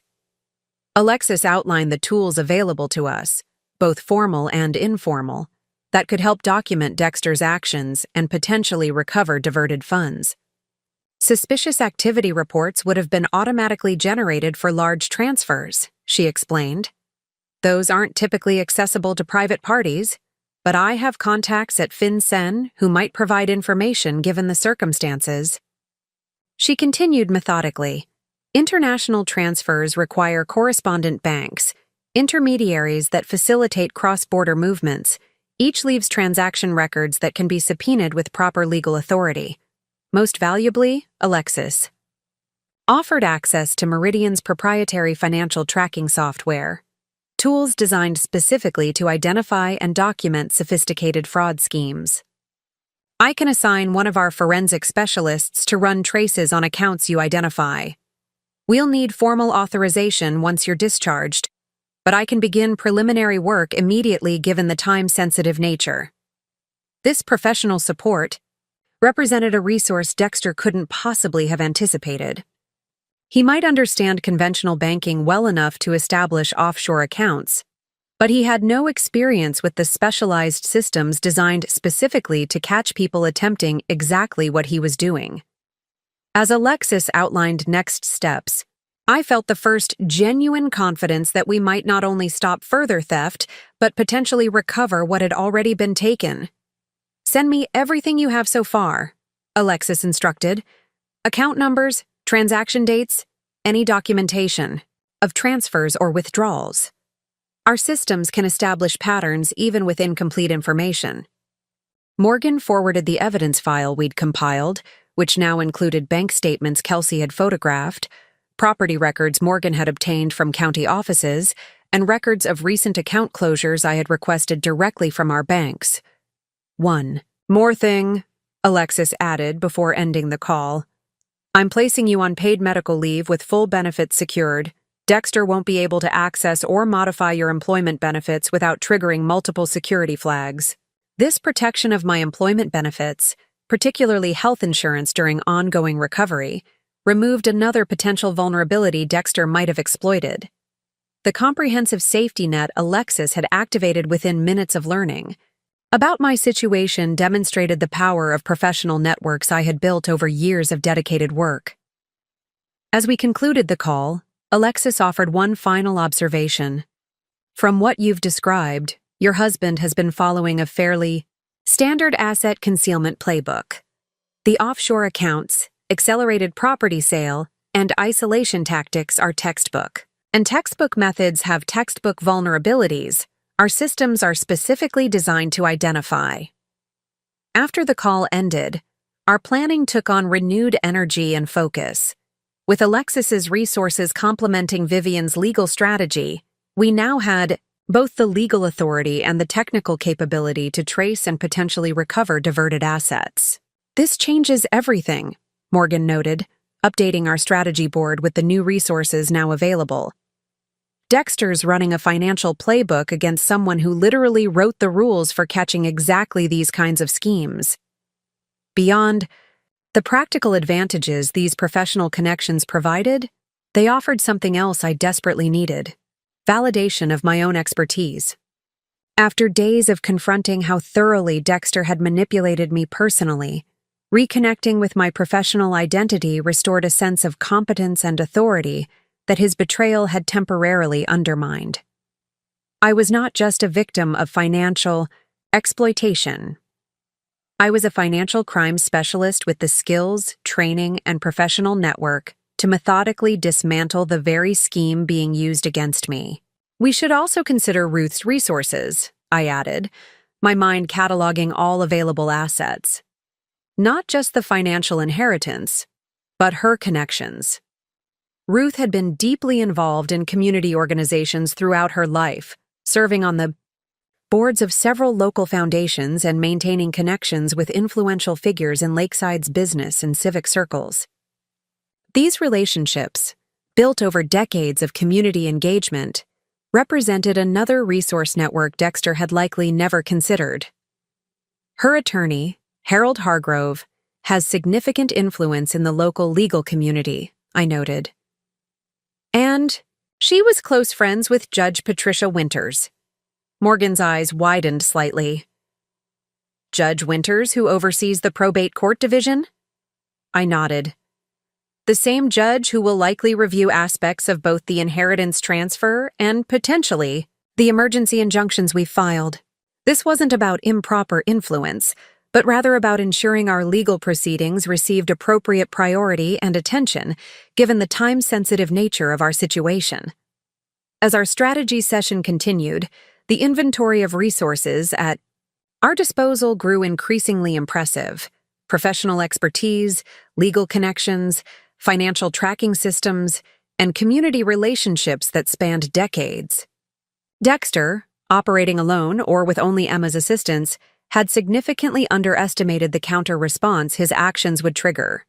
He thought he was stealing from someone isolated and incapacitated, Kelsey observed. Instead, he's facing a coordinated team with specialized skills and significant resources. The realization strengthened my resolve. This wasn't just about recovering stolen assets anymore. It was about demonstrating that expertise and professional networks could overcome even the most carefully planned betrayal. By the 10th day of my conscious recovery, our initial trio had evolved into a coordinated investigative team with specialized roles and capabilities. What had begun as an emergency response to Dexter's betrayal had transformed into a methodical investigation that leveraged professional expertise across multiple domains. Morgan served as our central coordinator, managing communications between team members while maintaining the pretense that I remained significantly impaired. Her background in clinical psychology provided valuable insights into Dexter's potential responses as our counteroffensive advanced. Kelsey continued gathering evidence from within the hospital system, documenting Dexter's representations about my condition and securing statements from other medical staff who had witnessed concerning behavior. Her brother Oliver, the network security specialist, had begun reviewing digital records for evidence of unauthorized access to my accounts. Alexis had assigned Raj Patel, Meridian Financial's senior forensic accountant, to trace the movement of our joint assets. With 20 years of experience unwinding complex financial fraud schemes, Raj brought technical capabilities that far exceeded what Dexter could have anticipated. "Your husband has been following a predictable pattern," Raj explained during a conference call.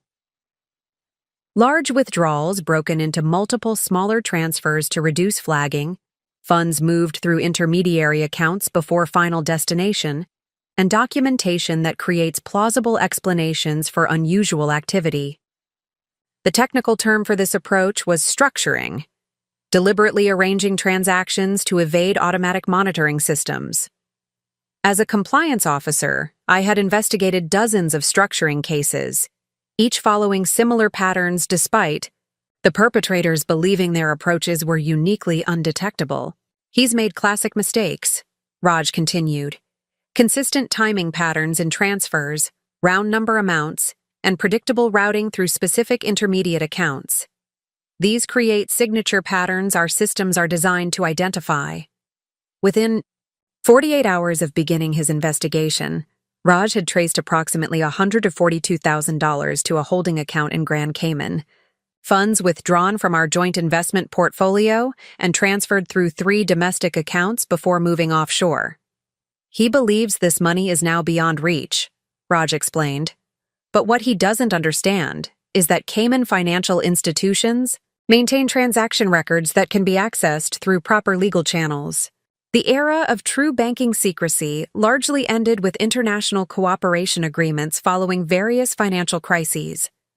Vivian Taylor, our legal specialist, had successfully secured the emergency injunction freezing our remaining joint assets. More importantly, she had filed for expedited discovery, a legal process that would compel financial institutions to provide transaction records that would further document Dexter's activities. "The judge was particularly concerned about the timing," Vivian reported.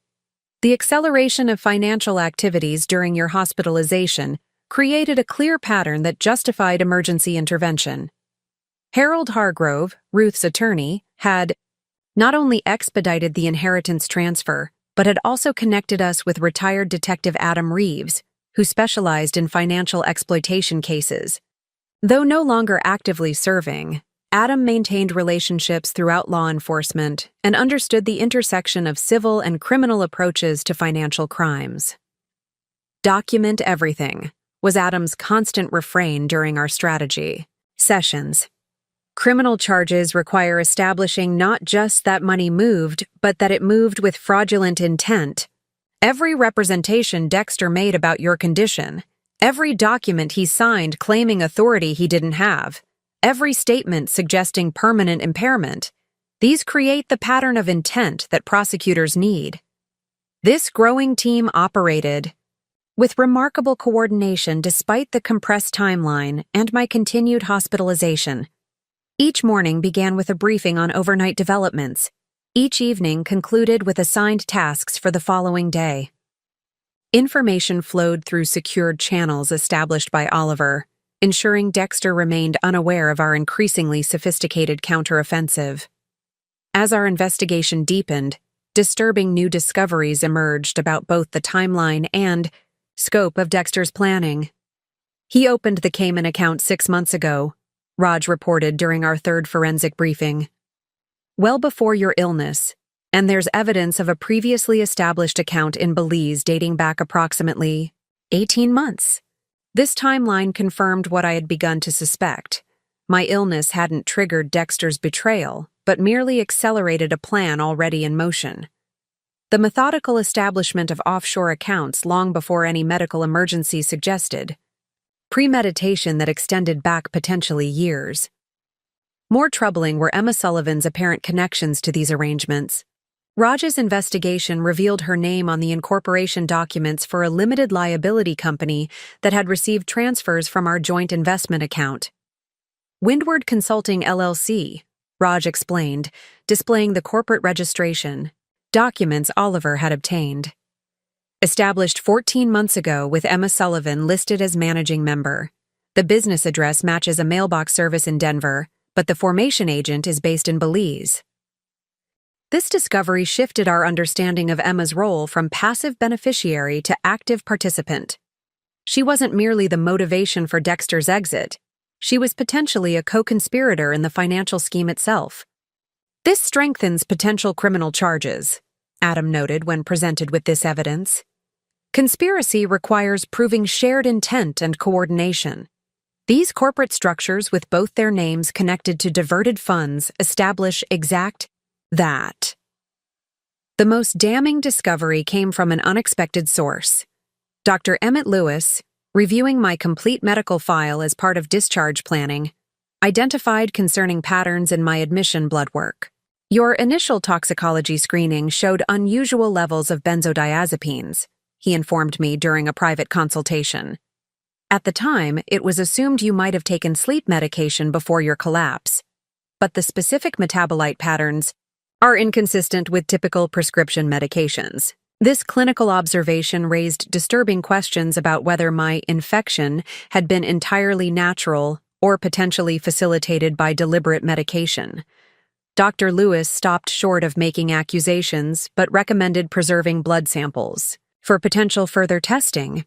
I'm not suggesting anything definitively, he clarified, but given the financial activities that occurred immediately following your admission, these anomalies warrant documentation. The possibility that Dexter might have contributed to my medical crisis added a chilling dimension to our investigation. While the evidence remained circumstantial, it suggested a level of calculation far beyond opportunistic financial exploitation. Morgan struggled visibly with this development. If he deliberately compromised your health to facilitate financial theft, she didn't need to complete the thought. Such actions would elevate the case from civil financial fraud to potential attempted homicide. Adam advised measured approach to this disturbing possibility. Document the medical anomalies but focus on the financial evidence, he counseled. Financial crimes are easier to prove conclusively than medical manipulation. We build the strongest case with the clearest evidence, then let additional findings support broader patterns. This strategic guidance reflected the reality of complex fraud cases. Prosecutors typically preferred charges with the highest probability of conviction rather than the most serious theoretical violations. As our investigation approached the 2-week mark, the comprehensive picture of Dexter's actions had become clearer, more documented, and significantly more disturbing than initially understood. What had begun as recovery of diverted assets had evolved into documentation of a potentially years-long conspiracy involving multiple participants and concerning medical questions. Through it all, I maintained the pretense of cognitive impairment. During Dexter's increasingly infrequent hospital visits, Each performance became more challenging as anger and betrayal crystallized into comprehensive understanding of his actions. But strategic necessity outweighed emotional catharsis. Maintaining the element of surprise remained essential to our recovery efforts. The compliance officer in me recognized that we were approaching the critical phase where investigation transforms into action. The evidence was substantial, the team assembled, and the legal groundwork established. What remained was determining the optimal moment to confront Dexter with the consequences of his betrayal. In complex financial investigations, timing is often the difference between recovery and permanent loss. Move too quickly, and evidence remains incomplete. Delay too long, and assets disappear beyond practical reach. The perfect intervention point balances maximum evidence development against minimum continued risk. By the 15th day of my conscious recovery, our team had identified an approaching window of opportunity that aligned multiple factors in our favor. The convergence of several critical events created what Adam called the ideal intervention timeline. First, the house closing scheduled for the following Tuesday represented Dexter's largest remaining liquidation target. With an expected sale price of $475,000, our home equity constituted the most significant joint asset he hadn't yet fully diverted. The emergency injunction had temporarily halted the sale, but Dexter was actively challenging that order through his attorney. Second, bank records obtained through expedited discovery revealed pending transfers from domestic accounts to the Cayman holding company, scheduled for execution on Wednesday. These transfers, totaling approximately $86,000, would move the last substantial domestic funds beyond immediate legal reach. Third, Dexter had booked one-way flights to Grand Cayman for himself and Emma, departing Friday evening, a discovery made by Oliver through access to airline reservation systems. This travel timing suggested he anticipated completing his financial extraction by then, with no intention of returning. Friday represents his exit point, Adam concluded during our strategy session. He believes the house closing will proceed Tuesday, the final transfers will clear Wednesday, and he'll have Thursday to resolve any remaining details before departure Friday. What Dexter didn't know was that our countermeasures were already disrupting this timeline. The emergency injunction had not only frozen remaining accounts, but had triggered fraud investigations at 2 banks. His attorney's challenge to the injunction had been scheduled for Thursday morning, deliberately placed on Judge Patricia Winter's docket through Harold Hargrove's procedural request for a specific judicial assignment. Thursday morning creates our perfect timing window, Vivian explained. He'll appear in court to challenge the injunction, unaware that we've developed comprehensive evidence of systematic fraud. When the judge upholds and potentially expands the asset freeze, he'll realize his plan has been compromised. This court appearance would create the ideal opportunity for formal service of additional legal documents. Divorce papers citing financial exploitation, criminal complaints filed with the district attorney's office, and civil recovery actions naming both Dexter and Emma as defendants. The psychological impact will be significant, Morgan noted. He believes he's challenging a routine temporary freeze based on medical confusion. Instead, he'll face comprehensive legal consequences with substantial evidence already secured. This timing strategy leveraged Dexter's own overconfidence.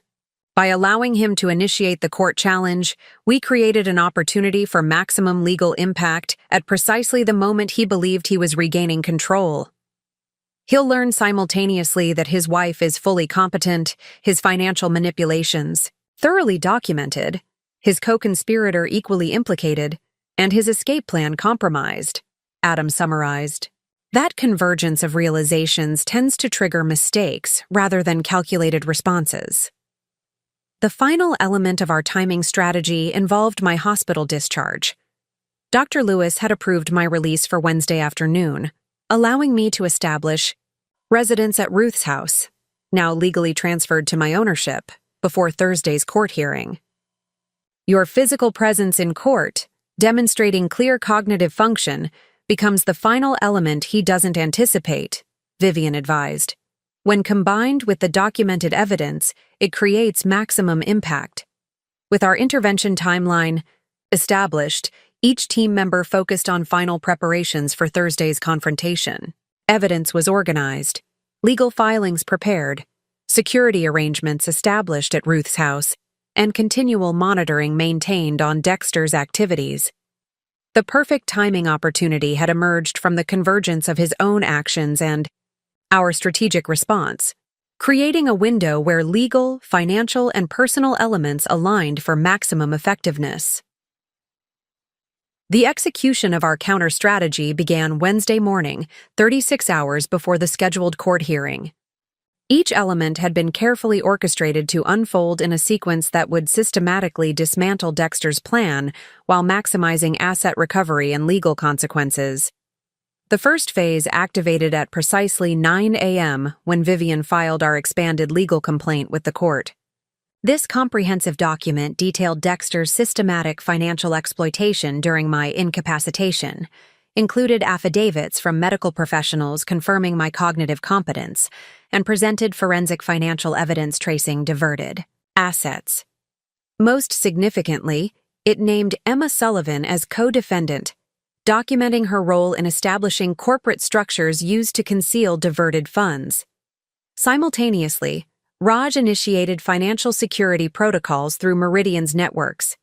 These protocols flagged all accounts connected to Dexter Wilson and Emma Sullivan for enhanced monitoring, placed temporary administrative holds on selected international transfers pending verification, and activated cross-institutional alerts, designed to identify new account applications.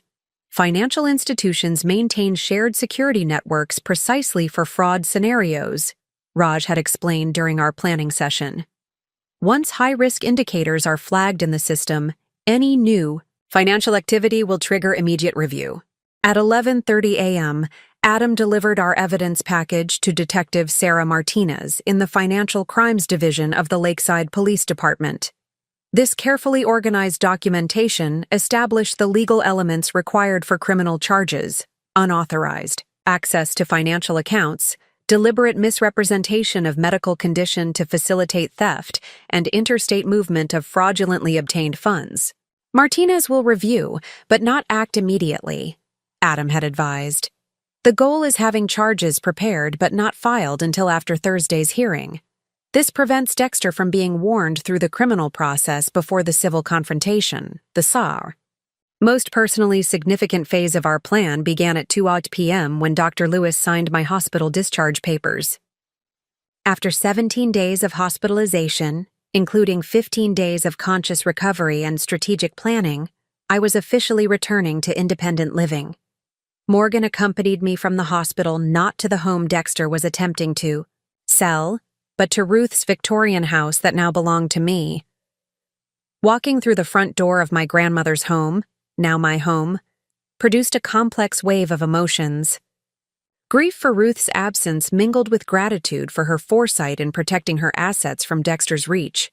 The familiar surroundings, the antique grandfather clock in the entryway, the built-in bookshelves filled with classics Ruth had collected over decades, the stained glass window that cast colorful patterns across the hardwood floors, provided both comfort and strategic advantage.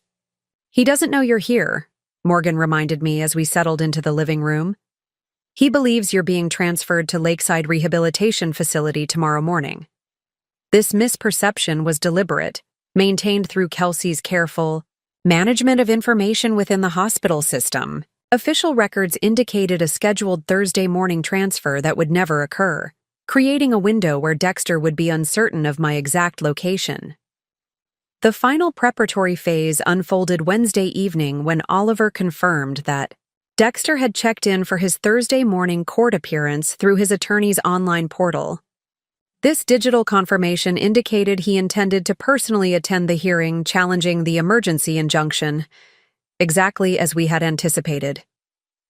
"He's committed to the timeline," Oliver reported during our final strategy call.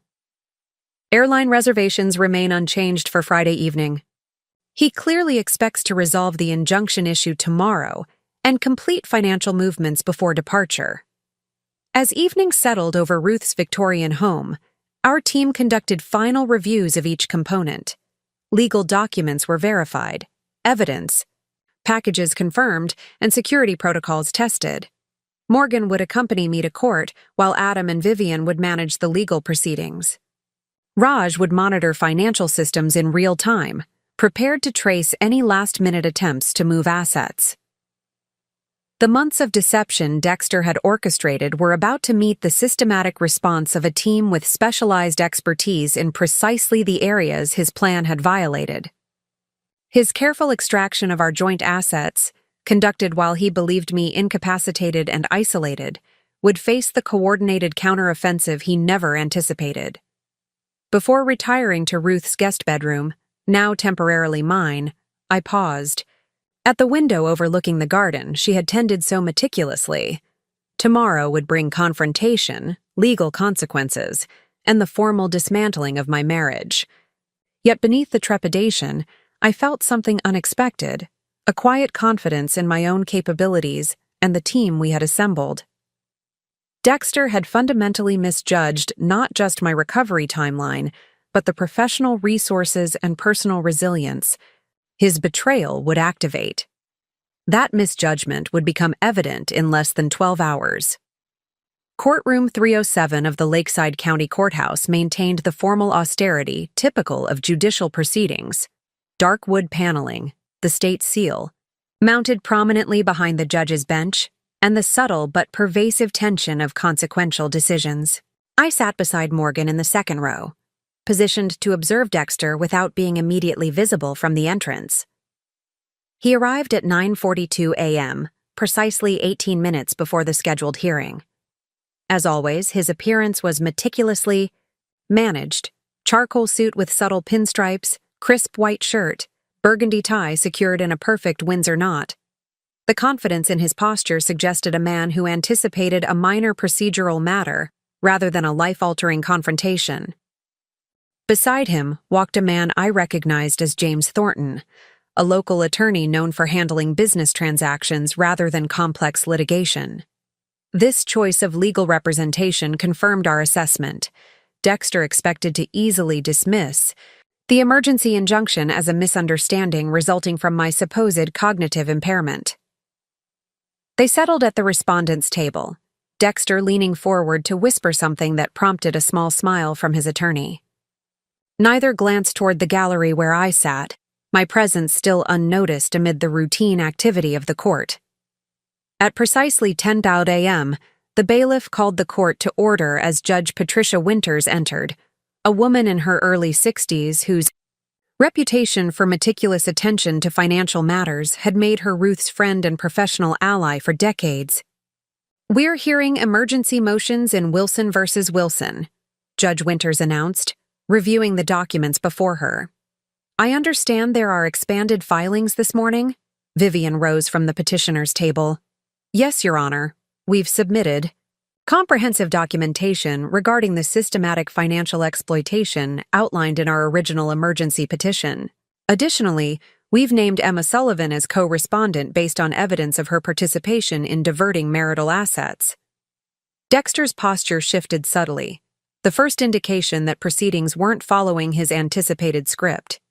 His attorney appeared momentarily confused, flipping through papers as if searching for references to these expanded allegations.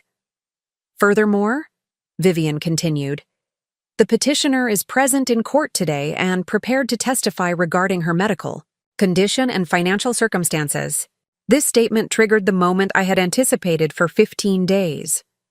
Dexter's head snapped up, eyes scanning the courtroom until they locked with mine.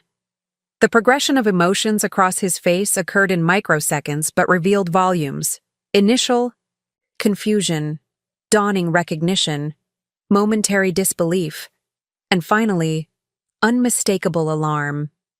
I held his gaze steadily, allowing no hint of the emotional turmoil beneath my composed exterior. The compliance officer who had investigated dozens of financial fraud cases was now witnessing the moment a perpetrator realizes their scheme has been discovered.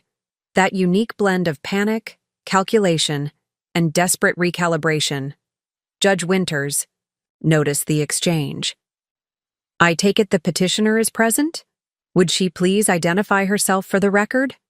I stood, smoothing the tailored navy suit I had specifically selected for this appearance.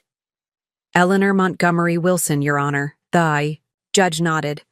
Mrs. Wilson, I understand from these filings that you were recently hospitalized but have been discharged? Yes, Your Honor. I was discharged yesterday afternoon following successful treatment for a severe infection and have recovered full cognitive function, as documented in the medical assessments included in our filings. Dexter leaned toward his attorney, whispering urgently. The lawyer appeared increasingly concerned, reviewing documents with growing agitation before addressing the court. Your Honor, this is highly irregular. We were informed that Mrs. Wilson was suffering significant cognitive impairment and would be transferred to a rehabilitation facility this morning. These expanded allegations and her unexpected appearance require time for proper response. Judge Winters studied the attorney with measured skepticism. Mr. Thornton, the court has received extensive medical documentation confirming Mrs. Wilson's cognitive competence, including assessments from 3 independent specialists. Are you suggesting these medical professionals have misrepresented her condition? No, Your Honor, but my client has been operating under different medical information Information provided by whom? The judge interrupted. The question hung in the air, its implication unmistakable. Dexter's attorney hesitated, suddenly aware of the precarious position. We request a continuance to properly address these expanded allegations, he finally stated, avoiding the direct question. Judge Winters reviewed the documents before her, then looked directly at Dexter. Mr. Wilson, these filings contain extremely serious allegations regarding your management of marital assets during your wife's hospitalization. They include documented evidence of substantial transfers to offshore accounts, attempts to sell jointly owned property without proper authorization, and coordination with Ms. Sullivan in establishing corporate structures that received diverted funds, she continued, her tone measured but firm. Given the comprehensive evidence presented and the risk of irreparable harm through further asset dissipation, I am not only upholding the emergency injunction, but expanding it to include all financial accounts and assets connected to both you and Ms. Sullivan, including those established internationally. The impact of this ruling registered visibly on Dexter's face, the controlled facade crumbling as he realized the comprehensive nature of our counteroffensive. This wasn't merely a temporary delay to his plans, it was their complete dismantling, through legal mechanisms he hadn't anticipated. The moment of impact, that pivotal point where betrayal meets consequence, had arrived with devastating precision. The formal consequences of Dexter's actions cascaded with a momentum he clearly hadn't anticipated. Following Judge Winters' expansion of the emergency injunction, the procedural gears of legal accountability began turning with inexorable precision. As we exited the courtroom, Adam nodded to Detective Martinez, who approached with 2 uniformed officers. The detective's timing had been coordinated to coincide with the conclusion of the civil hearing, ensuring maximum impact while maintaining procedural propriety. Mr. Wilson, Detective Martinez stated formally, I need to speak with you regarding an ongoing investigation into financial exploitation and fraud. Please come with me. Dexter's attempt at composure faltered visibly. This is ridiculous. Whatever my wife has told you. This isn't simply based on statements, sir, Martinez interrupted. We have documented evidence of unauthorized financial transactions, misrepresentations to financial institutions, and interstate wire transfers executed under fraudulent pretenses. While not a formal arrest, the police interview would initiate the criminal process that our evidence package had set in motion. As Dexter was escorted away by the officers, his attorney trailing behind in evident confusion, I experienced a complex emotional response, not satisfaction or vindication, but a somber recognition of necessary consequences. Outside the courthouse, reporters from 2 local news outlets approached, Alerted by the public nature of the court filings, financial exploitation cases rarely attracted media attention, but the substantial amounts involved and Dexter's standing in the investment community had apparently triggered journalistic interest. "Mrs. Wilson," one reporter called, "can you comment on the allegations against your husband?" Morgan stepped forward protectively, but I placed a hand gently on her arm. The very isolation that had facilitated Dexter's theft now needed to be countered through appropriate transparency. "This is an ongoing legal matter involving the diversion of substantial assets during my recent medical incapacitation," I stated, carefully. "I'm working with authorities to ensure accountability and recovery of misappropriated funds. Financial exploitation affects many vulnerable individuals, and addressing it requires both personal courage and systemic responses."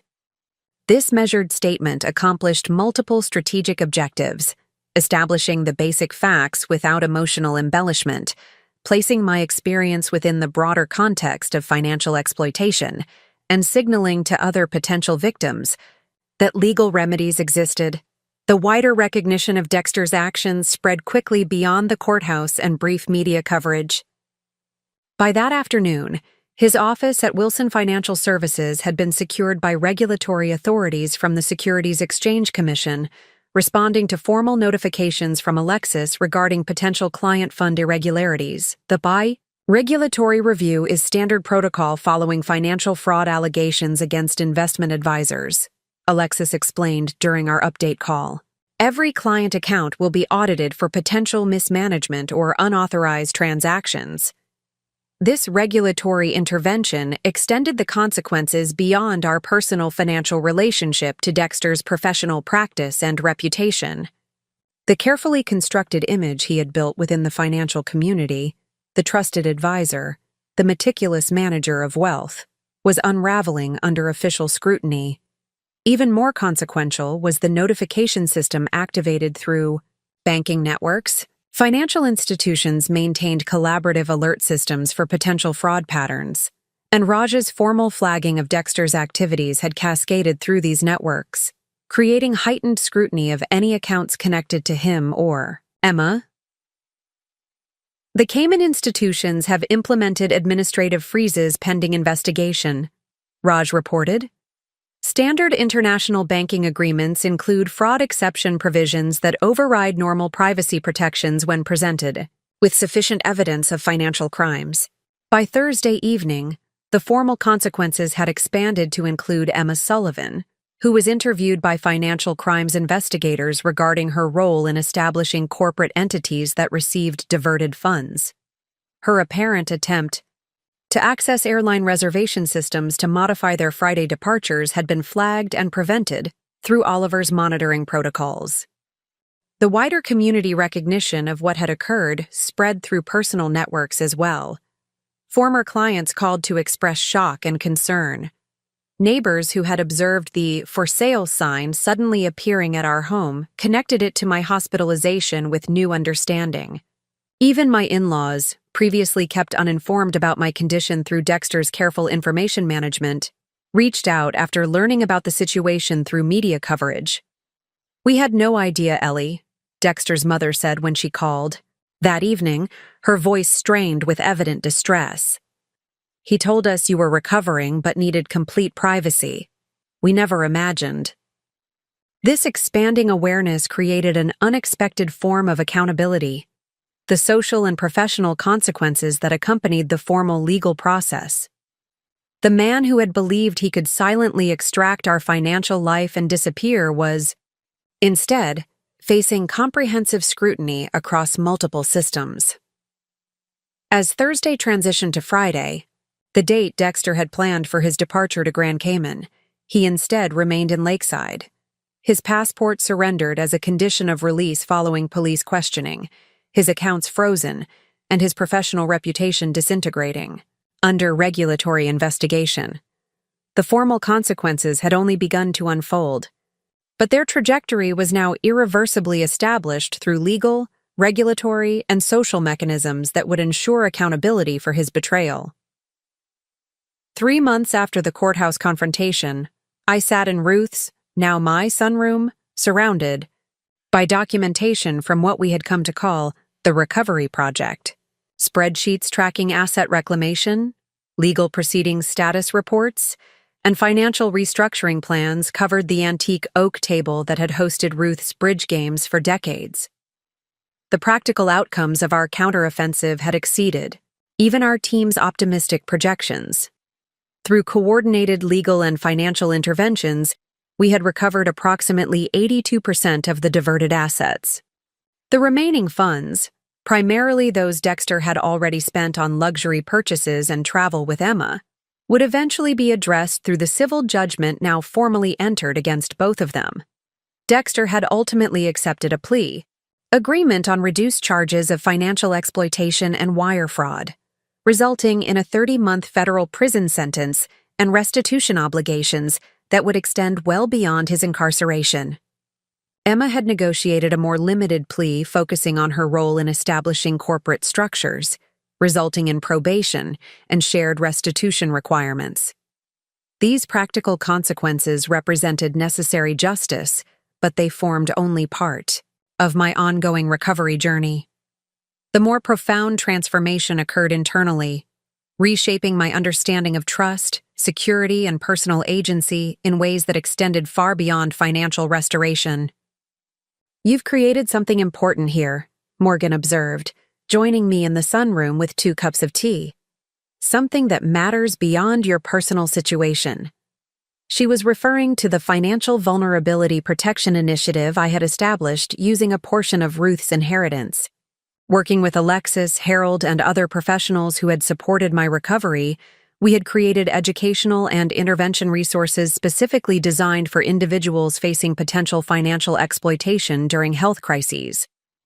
The initiative had begun modestly, a website offering warning signs and protection strategies, a referral network connecting vulnerable individuals with specialized legal and financial services, and training materials for healthcare providers to identify potential exploitation. Within weeks, it had expanded to include direct intervention, services for active cases similar to mine. 3 new cases this week alone, I noted, reviewing the intake reports, all following similar patterns: health crises creating vulnerability, trusted individuals exploiting access to financial resources, isolation preventing early intervention.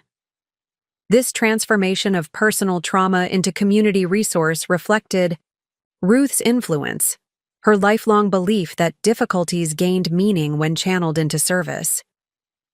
The Victorian house that her protective foresight had placed beyond Dexter's reach now hosted weekly support groups for financial exploitation, survivors, creating community from shared experience. My professional transformation paralleled these community efforts. After taking extended leave from Meridian Financial to manage my recovery, I had accepted a specialized position within Alexis's department, focusing exclusively on exploitation cases involving medically vulnerable individuals. This role leveraged both my technical expertise in financial investigation and my personal understanding of exploitation dynamics. "You've found a way to integrate the experience rather than just survive it," Dr. Abigail Chen, the therapist who had supported my emotional recovery, observed during our bi-weekly session. "That's the difference between recovery and transformation." This integration manifested in practical security measures as well as emotional processing. I had restructured my financial life with layered protections, multiple accounts with different institutions, authentication systems requiring biometric verification, and regular review protocols with trusted advisors. These mechanisms acknowledged the reality of vulnerability without surrendering to fear. Perhaps most significantly, my understanding of relationships had undergone fundamental recalibration. The betrayal that might have fostered permanent distrust instead catalyzed more nuanced discernment. I had not withdrawn from connection, but had developed more sophisticated assessment of relationship patterns, distinguishing between authentic support and performance of care. Morgan had relocated to Lakeside, accepting a teaching position at NUN, the local university that allowed her to remain close while maintaining professional growth. Kelsey had become both friend and collaborator in the Financial Vulnerability Initiative, contributing healthcare perspectives to our intervention models. Alexis, Raj, Adam, and others who had formed our response team remained connected as both professional resources and personal supports. Through these evolving relationships, I recognized that Dexter's betrayal revealed more about his character than about the fundamental possibility of trust. Some connections, like those with Morgan, Ruth, and the team who rallied around my recovery, demonstrated that authentic support existed alongside the reality of exploitation risk. "You've built something stronger than what was taken," Morgan noted, gesturing toward the initiative materials spread across the table. That's the part Dexter never anticipated. Indeed, the man who had systematically dismantled our shared financial life could never have foreseen that his betrayal would ultimately catalyze not just recovery, but transformation, creating resources, awareness, and intervention systems that would prevent countless others from experiencing similar exploitation. As spring sunshine filtered through Ruth's carefully preserved stained glass windows, illuminating both recovery documentation and initiative planning materials, I recognized that my grandmother's protective legacy extended beyond the financial inheritance that had secured my immediate stability. Her true gift had been modeling the transformation of adversity into purpose, a template I was now following in my own distinct way. The vulnerability Dexter had exploited had become the foundation for both personal resilience and community resource. A.D. transformation that redefined victory far beyond the courtroom confrontation or asset recovery statistics. 1 year after my hospitalization, I stood before an audience of healthcare providers, financial professionals, attorneys, and survivors at the first annual conference of the Financial Vulnerability Protection Initiative. The gathering represented the formal expansion of what had begun as my personal recovery strategy into a structured organization addressing systemic vulnerabilities. "Financial exploitation during health crises thrives in isolation," I explained, concluding my keynote address. "The perpetrators count on shame silencing victims, on systems operating in silos rather than coordination, on the gap between medical recovery and financial protection. Our work bridges these gaps, creating connection where isolation once enabled exploitation." As I surveyed the room, filled with professionals who had committed to implementing protection protocols and survivors whose experiences informed our approach, I reflected on the philosophical journey that had transformed a personal betrayal into a community resource. The fundamental question underlying this transformation wasn't simply how to recover what was taken, but how to create meaning from an experience designed to diminish rather than enhance life. Dexter's actions had been intended to reduce me, financially, emotionally, and physically. Yet the ultimate outcome had generated expansion instead, wider professional impact, deeper personal resilience, and broader community connection. This paradoxical result reflected what philosophers call post-traumatic growth, the capacity for significant positive change emerging from life crises.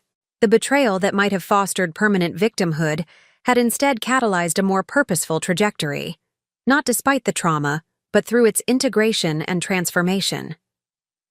The Victorian house that Ruth had protected from Dexter's reach now served as both home and headquarters for the initiative, its architecture reflecting our philosophical approach. The structure maintained its historical integrity while incorporating modern security systems, honoring tradition while acknowledging contemporary vulnerabilities. The garden Ruth had tended continued flourishing, now partly maintained by survivors who found healing in nurturing growth from soil that remained fertile despite seasonal challenges.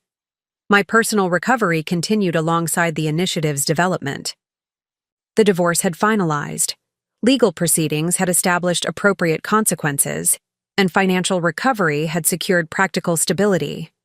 These necessary resolutions created foundation for forward movement rather than endpoint for the journey. Perhaps, most significantly, my understanding of strength had fundamentally transformed. I no longer equated strength with invulnerability or independence with isolation. True resilience, I had discovered, emerged from appropriate interdependence, the capacity to build systems of mutual support that acknowledged vulnerability without surrendering to exploitation. Dexter had fundamentally miscalculated in believing my vulnerability represented weakness to be exploited, rather than humanity to be honored. That miscalculation had ultimately cost him everything: freedom, reputation, professional standing, and financial security, while creating unexpected growth possibilities for me and protection resources for countless others. As the conference transitioned to workshop sessions, healthcare providers learning exploitation warning signs, financial professionals implementing protection protocols, survivors sharing intervention strategies, I recognized that Ruth's legacy continued expanding. Through this work, her protective foresight hadn't just secured my individual recovery, it had seeded resources that would prevent countless others from experiencing similar exploitation. The grandmother who had cautioned me to maintain independent security had ultimately provided both the practical resources and philosophical template for transforming betrayal into purpose, a legacy that continued generating protection far beyond what Dexter had attempted to destroy. Up next, you've got 2 more standout stories right on your screen. If this one hit the mark, you won't want to pass these up. Just click and check them out. And don't forget to subscribe and turn on the notification bell so you don't miss any upload from us.